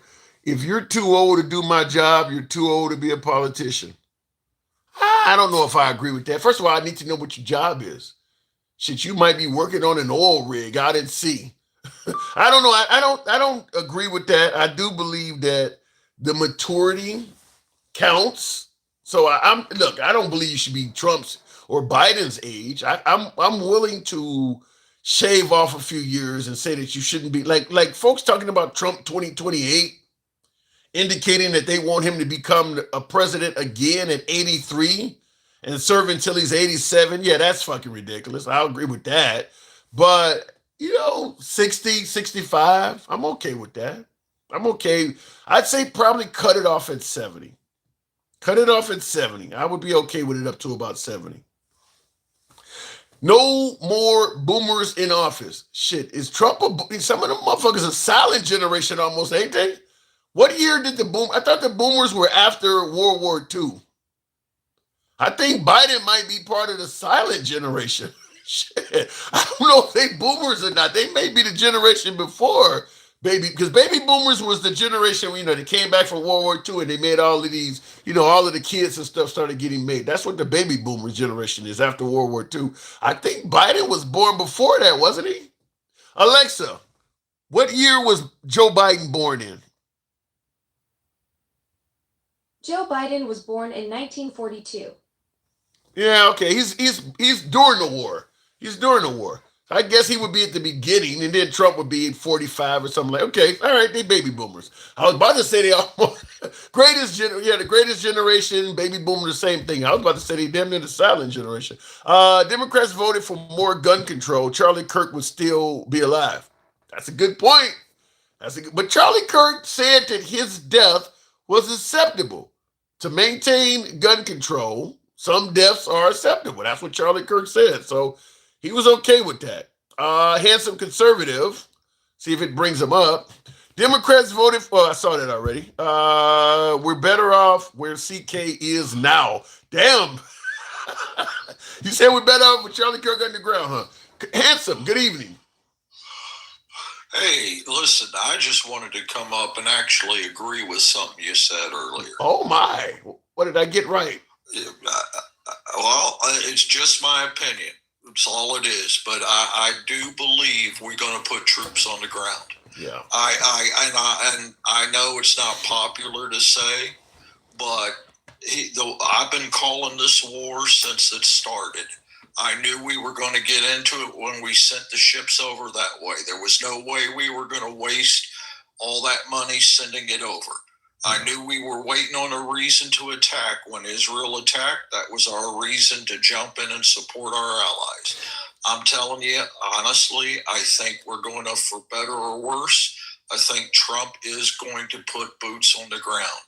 I don't think he's going to walk away from this, especially because, in my opinion, I think he's going to lose if he doesn't see it through. If he doesn't try to see it through, let me put it that way. What is winning for us in this? How do we win this? I thought it was won when we took out the leadership. Honestly, I thought it was won when we took out the leadership. Have you ever looked at Iran? Have you ever looked at the mountains that are surrounding the country, the fortification that they actually have, and how hard it would be to get the troops in? I mean, honestly, just well, we got troops in that. We got troops in Afghanistan, and that was very mountainous. We got my soundboard is charging. We got troops in Afghanistan, and that was very mountainous. Even though Iran is a much stronger country militarily. Right, but like your last guest, or a couple of guests before your last guest said, they have bases, they have underground facilities.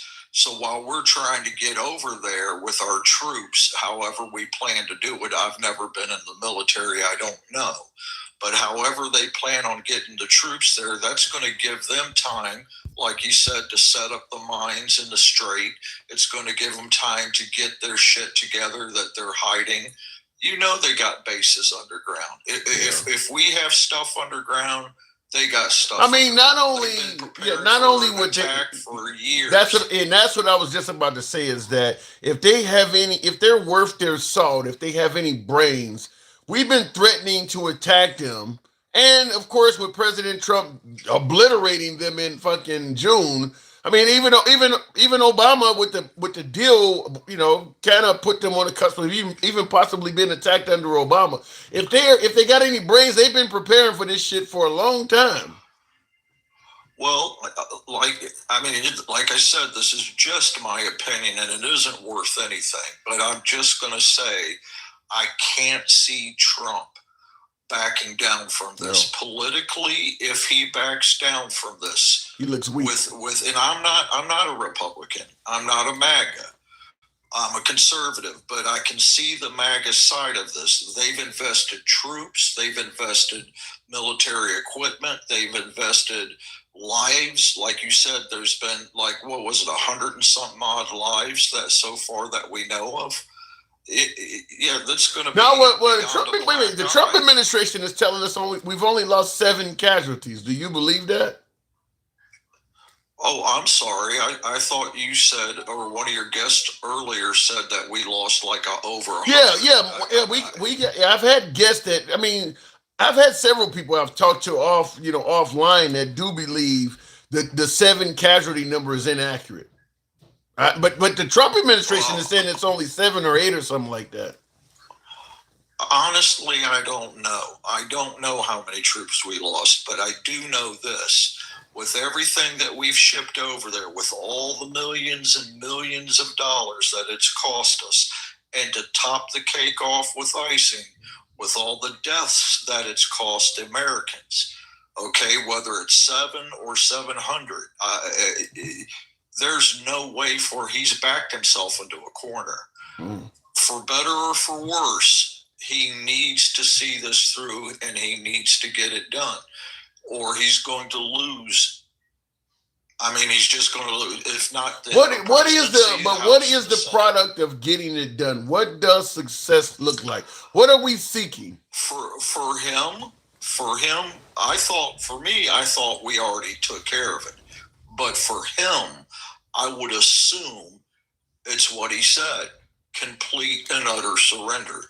I've been watching a lot of news channels, not American news channels, because you can't get the truth from any of them. But I've been watching a lot of other news channels that you can pull up on YouTube and shit like that. And I'm telling you, you know, man, this has turned into almost a holy war.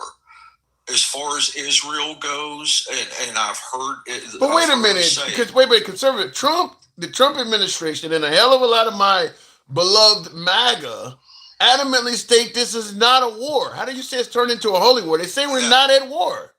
It's not a holy war for a lot of MAGA, but for Israel it is. For Israel, and the reason I say that is, don't forget, I've told you this time and time again, no matter if you're the right or the left, you're all getting paid by AIPAC, and AIPAC is Israel. Okay, so what is it for you? Okay, you say they're going to jump. You say it's a holy war for Israel. What is it for the United States? What do we call what we're in? For the United States, honestly, I think it's oil. I think it's control of oil. I think he's willing to do whatever he's got to do to get as much oil. We have oil here, don't get me wrong. We don't use it. We don't drill for it as much as we could. But our plan has always been to use everybody's oil until there ain't no more, and then we're going to use ours. I mean, it's not hard. But what are we? But what do you title this? Do you believe that currently, as we speak, America is at war? Yeah. I mean, I know politically they're not calling it a war. I think they shot that down in the House and the Senate. But if we're using planes and missiles and troops, and I mean, to me, that's a war. If people are dying, that's a war. I mean, I don't know. It's not a right side or a left side thing. People are dying. It's a war. So then, how do you respond to the notion that the folks on the left suggest that Trump got us involved in an illegal war because he had to go to Congress to declare war? So you're saying we're at war without Trump going through the traditional steps of officially declaring it. So do you agree with folks on the left? I'm a little confused on that. I have to be honest. I was always taught growing up that he may have to go through Congress to declare war. Mm-hmm. But that doesn't mean he's not in control of the military and the troops. He can do almost anything he wants by executive order as far as the military and the troops go. So technically, yeah, it's not a war, but it's a war. People are dying. I will tell you this. On paper, nobody's going to say it's a war. I will tell you this. I believe that what you just said, that he can, technically do quite a bit as a president without going to Congress. I tend to believe that after the Trump administration, they're going to make some big changes to what a president can do, because he's gotten involved in so many things that you didn't normally see a president do in the past. Do you agree with me in what I'm saying is that, I mean, how many, he's talking about nationalizing elections, for instance. He's used troops on U.S. citizens and, National Guard. I mean, I do believe that after President Trump, because he's taken his level of power so far beyond what we are familiar with when it comes to a president. He's suing media outlets, for instance, using the FCC to go after, everybody from Colbert to ABC. He's doing a lot that you don't normally see a president do. And what I'm saying is, I do believe in the future, once Trump is gone, there's going to be a push to limit what a president can do. What say you? Yes and no. Yes, I believe there will be a push for that, and no, it won't be successful. And I'm going to tell you why. Because at the end of the day, if a Democrat gets into office as a president, or a Republican stays, if a Republican stays in office, that's not going to happen. Right. But if a Democrat gets in, let's just say a Democrat gets in, whoever, Gavin Newsom, I don't know. I'm just whoever's running at the time. Mm-hmm. They're going to want that power. They're not going to want to lose that power. As a president, to not have control of the military, no, I don't see that. Here's where it could happen. Either side. What if you get a Democrat in there, but he does not have control of the Congress and Senate, which kind of could happen under Trump. Let's say Trump loses in the midterms. They could vote what I'm talking about right now in under if he loses bad enough, where they can go beyond the veto or whatever. Congress and the Senate can take away some of those powers now. They can actually do that if you got enough folks in Congress and the Senate that think he's doing too much. Okay. Look, all I can say on this is, and I might be wrong, but I think whoever is the president at the time, and Donald Trump has proven this, by the way, whoever is the president at the time, if they don't like what Congress and the Senate are up to, all they got to do is take it to the Supreme Court.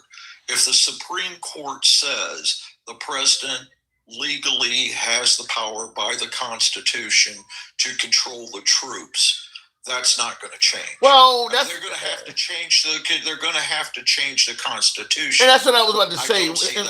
That's what I was about to say is you actually pass a law where it explicitly says that you can only, let's say for instance, when it comes to a president using troops without declaring war, they can denote the size, like you can only use this amount, or you can only spend this much money, or they can limit it enough where before you start this, we're going to need more ships than that. We're going to need more soldiers than that. So we're going to have to declare war. You can, because what Trump has sent like 10% of the U.S. Navy.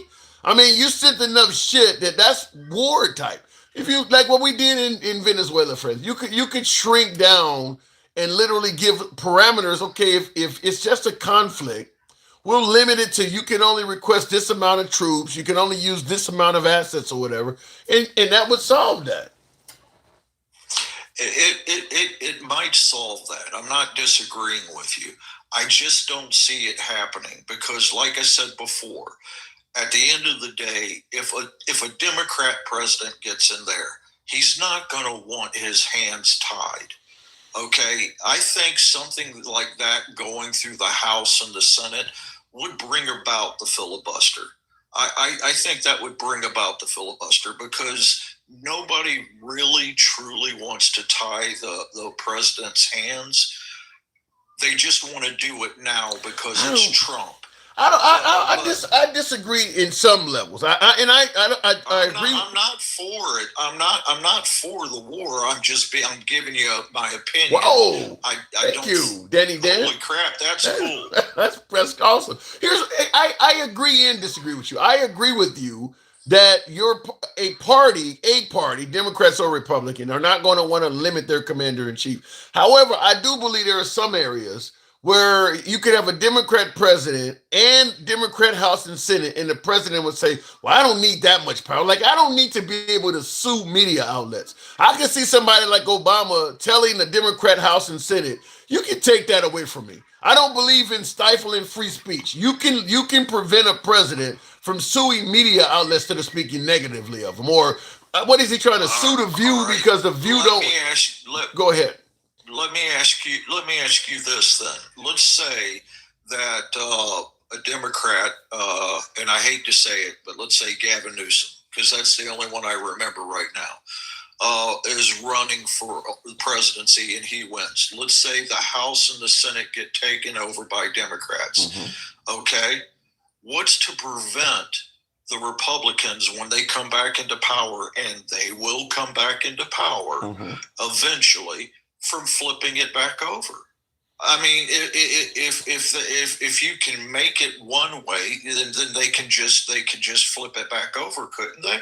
If they got the power to do that, could they not? I mean, that's true, but that's what that applies to any law. Like Trump passed the Lincoln Rally Act. I mean, what's stopping them? Because you tend to believe that an act that's so popular like this, because most of the American people will agree that the president should not be using his power to stifle free speech. So you would expect that if you get the opposing party in there and they all of a sudden decide to undo something like that, it's going to be unpopular. Like the Democrats would never go in there and undo the Lincoln Rally Act. That would be super unpopular. That's like suicide if you take away something that most people wanted. So if you start limiting the presidential powers in some of those areas that most people would favor, and then all of a sudden the other side get in there and no, we want to get a president and all these powers back. That would be almost like political suicide to do that.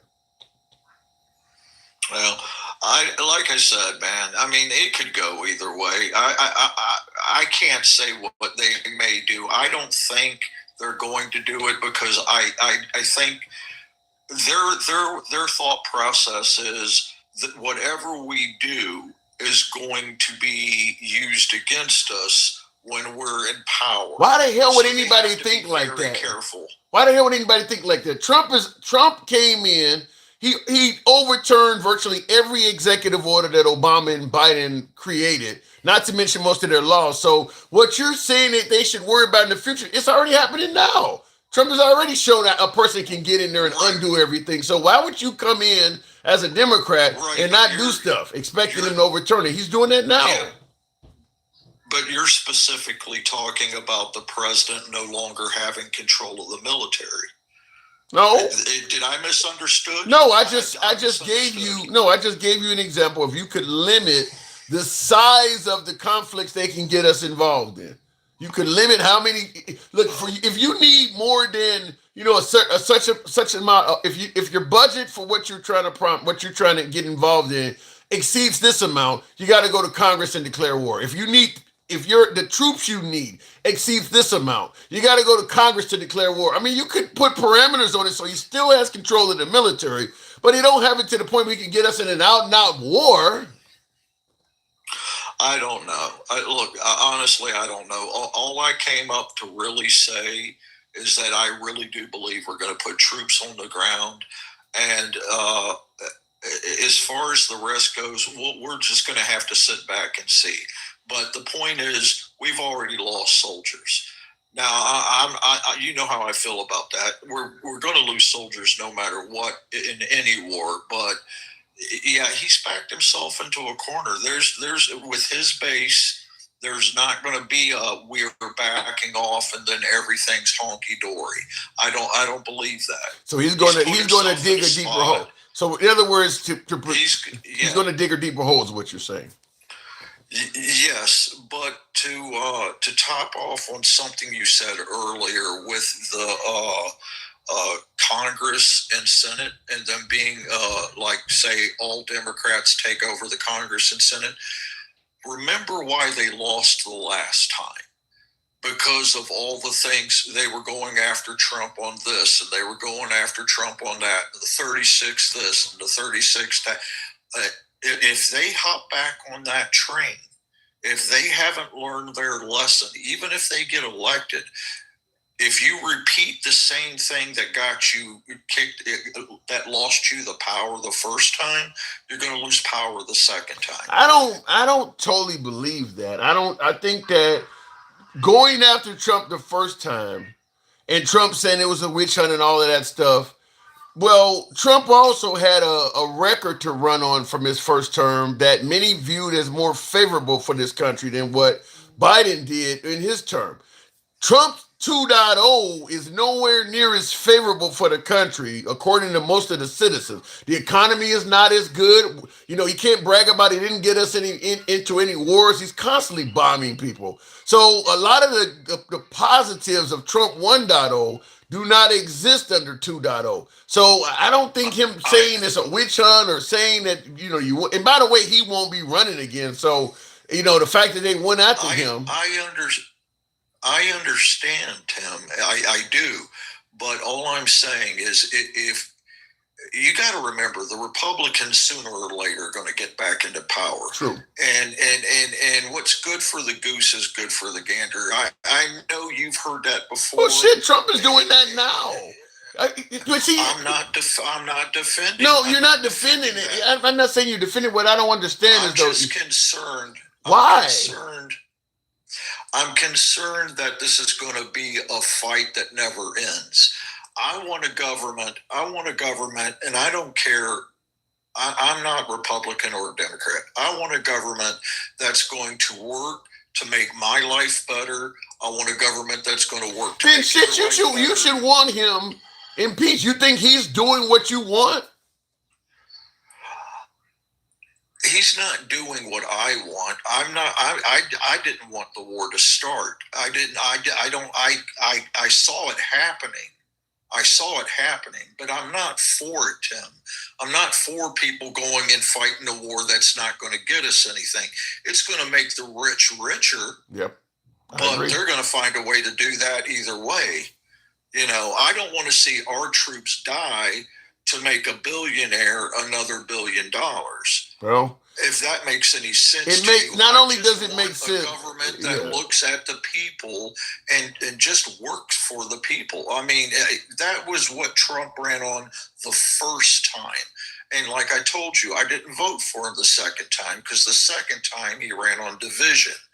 The first time he made promises like that one guest I super chatted you. He's like, I want a government that works for me. I want a government that wants to do right by me, that is hopefully not crazy and bonker shit. No. But that, you know, I just want somebody that's going to make the American lives easier. Democrat and Republican, dude. Well, I want to eat. I want to buy gas. I want to raise my family's grown, but I want people to raise their kids and be able to do it. We'll talk about it on the next. We'll talk about it in the next election because that's not going to happen this time. I got to move it on, no handsome, but that's not going to happen under Trump. I got to move it on. Appreciate it. All right, support your local liberal. Thank you. Appreciate that. Absolutely. By the way, and tap the screen. Get us on up to 130,000. I what he is concerned with, my last caller is concerned with, is if the Democrats get in there and do X, the next Republican administration in the future can just undo it. He's right, but my response to him is, why should they be concerned? That's kind of what's happening now. President Trump got in there and he's undid everything that the previous Democratic administrations have. He's already doing that. So if the Democrats get in there, do what you think is best for America, irrespective of whether you fear some president in the future is going to undo it or not. That's probably going to happen anyway. I mean, Trump has shown that, Trump has undone everything. He's undone. He's undone, whatever the grammatical way of pronouncing this is, but Trump has undone everything that Biden has done to the point where it almost feels like Biden never served. I mean, it feels like we are on Trump's third term, that Biden was just some kind of governor or something in the interim. I mean, Trump never left the limelight during Biden's whole 4 years. You talk about Trump derangement syndrome, living rent-free in your head. Trump was attacking Biden the whole 4 years he was in office. Up to and including even directing the Congress to not approve bills and things that that Biden was proposing. He was literally attacking Biden the whole time. So, and I guess we could also suggest he was attacking Obama most of his time in office as well, and I will tell you this, I don't understand why folks suggest that. I don't know why the liberals don't like him. I mean, this guy's been attacking people for going on about 15 years. I mean, he attacked Obama his whole term. He became president. While president, he was still attacking Obama. He lost to Biden. He continued from the sideline attacking Biden the whole time. He got reelected, and now he's in office attacking both Biden and Obama as much as he possibly can. But yet the folks on the right don't understand why the Democrats keep having Trump derangement syndrome and attacking him. I don't get it. Anyway, looking in the comments, though, we're not talking about Donald Club, but we're talking about how stupid he is. What the hell? Well, come on. Biden was totally dementia his whole presidency. He's gone now, though. Why is he still attacking him? He's gone now. Not to mention he's still attacking Obama as well. And Obama clearly was not full of dementia, as you put it.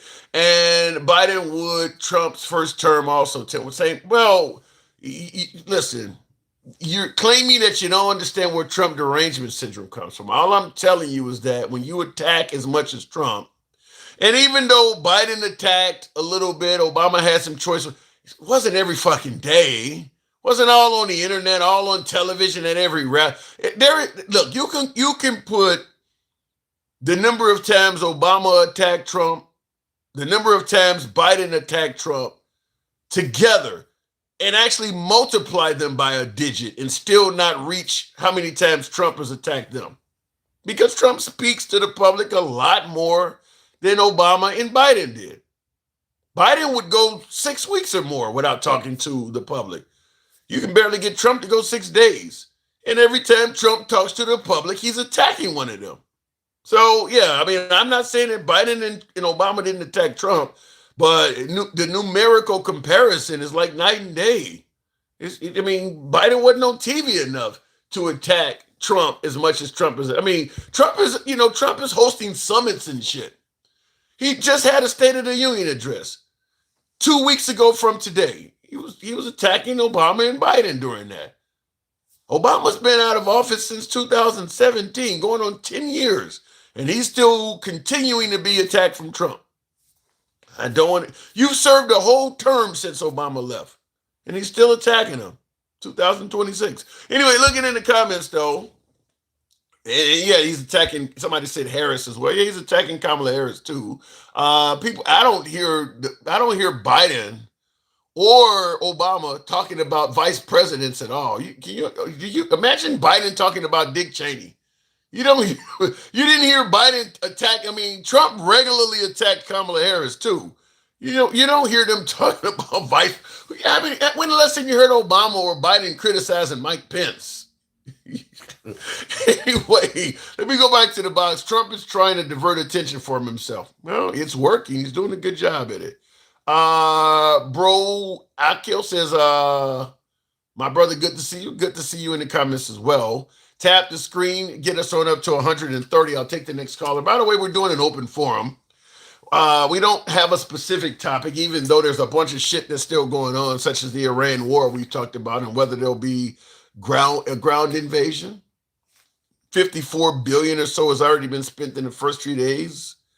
The Save America Act, whether or not you think that's necessary, and whether or not you think it's based on a legitimate reason to enact the Save America Act. Now, the Save America Act requiring the citizenship thing, it's expected that Trump does not have the votes in the Senate to get it. So what he wants to do is find a way to impose a national emergency and do it on his own. Executive order. And he's talking about filibuster or whatever the case may be, nuclear, whatever the case may be. But the Save America Act, you guys have heard about that. And he's also obtaining the records from polling places in Arizona now in regards to the 2020 election. So that whole cyber ninjas investigation thing, guess that wasn't good enough. So that's going on right now. Obviously, the economy and the rising gas prices, as I just stated 2 weeks ago from today, President Trump hosted a State of the Union address. One of the things he was taking credit for was how cheap gas was. Think he claimed at the time gas on average was $2.20 a gallon. He said that 2 weeks ago from tonight. Now, he was inaccurate back then. Gas was around $2.30, $2.40 on average in the country. But he said it was $2.20. Somebody needs to put that side by side, play him saying that while standing at a gas pump. Because obviously there's nowhere in the country that gas is anywhere near $2.20 only 2 weeks later. And last but not least, we haven't talked about Epstein at all anymore. That's kind of gone from the news. So looking in the comments, trust no American cunts. What? No one should forget about the Epstein files, especially if you have children. I don't think they're interested in getting those women justice for what happened to them as a child. I don't think anybody's interested in that. Certainly not in the Trump administration. I don't think Trump has never even mentioned the victims of what happened there. Trump has no policy, just a comedian. He does tell a lot of jokes. I'll give him credit. How many times have you heard MAGA say that what he said was just a joke? He tells a lot of jokes. Since 2014, the USA donated Ukraine weapons and munitions and offer another aid worth $96 billion in total. USA has already spent $50 billion on the war against Iran. Well, because we were giving the Ukrainians a limited amount of capable arms. Like we weren't giving them jets. We were not giving them long-range weapons. We were not giving them weapons that we are actually using now in Iran. The expensive shit. We're giving them javelins and, probably, small arm shit. We weren't giving them really high-tech weapons. That's why we could fund and assist the Ukrainians, as you put it, for a few years since 2014. You said we were giving them assistance, and we've only totaled 96 billion over the course of 12 years, whereas we spent over half of that in Iran over the course of less than 12 days. Yeah. They're talking about B-2 bombers and shit flying over Iran right now. Yeah, they're spending a fortune over there. Just the 50 some odd billion you mentioned we gave Ukraine, just to send all of those assets to that region cost $1 billion a day. Just to send all of those Navy personnel, all of the ships and shit, subs, just to do that cost $1 billion a day. So yeah, we weren't giving the Ukrainians anywhere near that type of assistance. Facts, but you must remember the weapons he sold the Saudis and Israel. Yeah, I don't think the Saudis did we give them any F-35s or F-22s? Did we give any of that? And I'll tell you something real quick before I go to the next caller. Get us up to 130, and I'll take the next caller. But I will say this: when we talk about the notion that we were trying to help protesters that are being abused in Iran, that's what Trump said. You said nobody gets an F-22. Is that true? Didn't we sell an F-35, which came out after the F-22? We sold that to somebody, didn't we? I think the UK or something. We haven't sold the F-22 to anybody, huh? I had to look that up. But I forgot I lost my train of thought. Oh, saving Iranian citizens. The notion that the Ayatollah was killing protesters. The reason I never believed that, because you mentioned selling Saudis weapons. We had Trump go and have a meeting with Kim Jong-un, even invited Kim Jong-un to the White House. Kim Jong-un mistreats his citizens far worse. An Iranian citizen has a significant amount of more freedom than a citizen in North Korea. And yet Trump had no problem having a friendly meeting with Kim Jong-un. Vladimir Putin is not known to give his citizens freedom. Trump has had a lot of friendly meetings with Vladimir Putin, has even called the guy a genius and a great leader.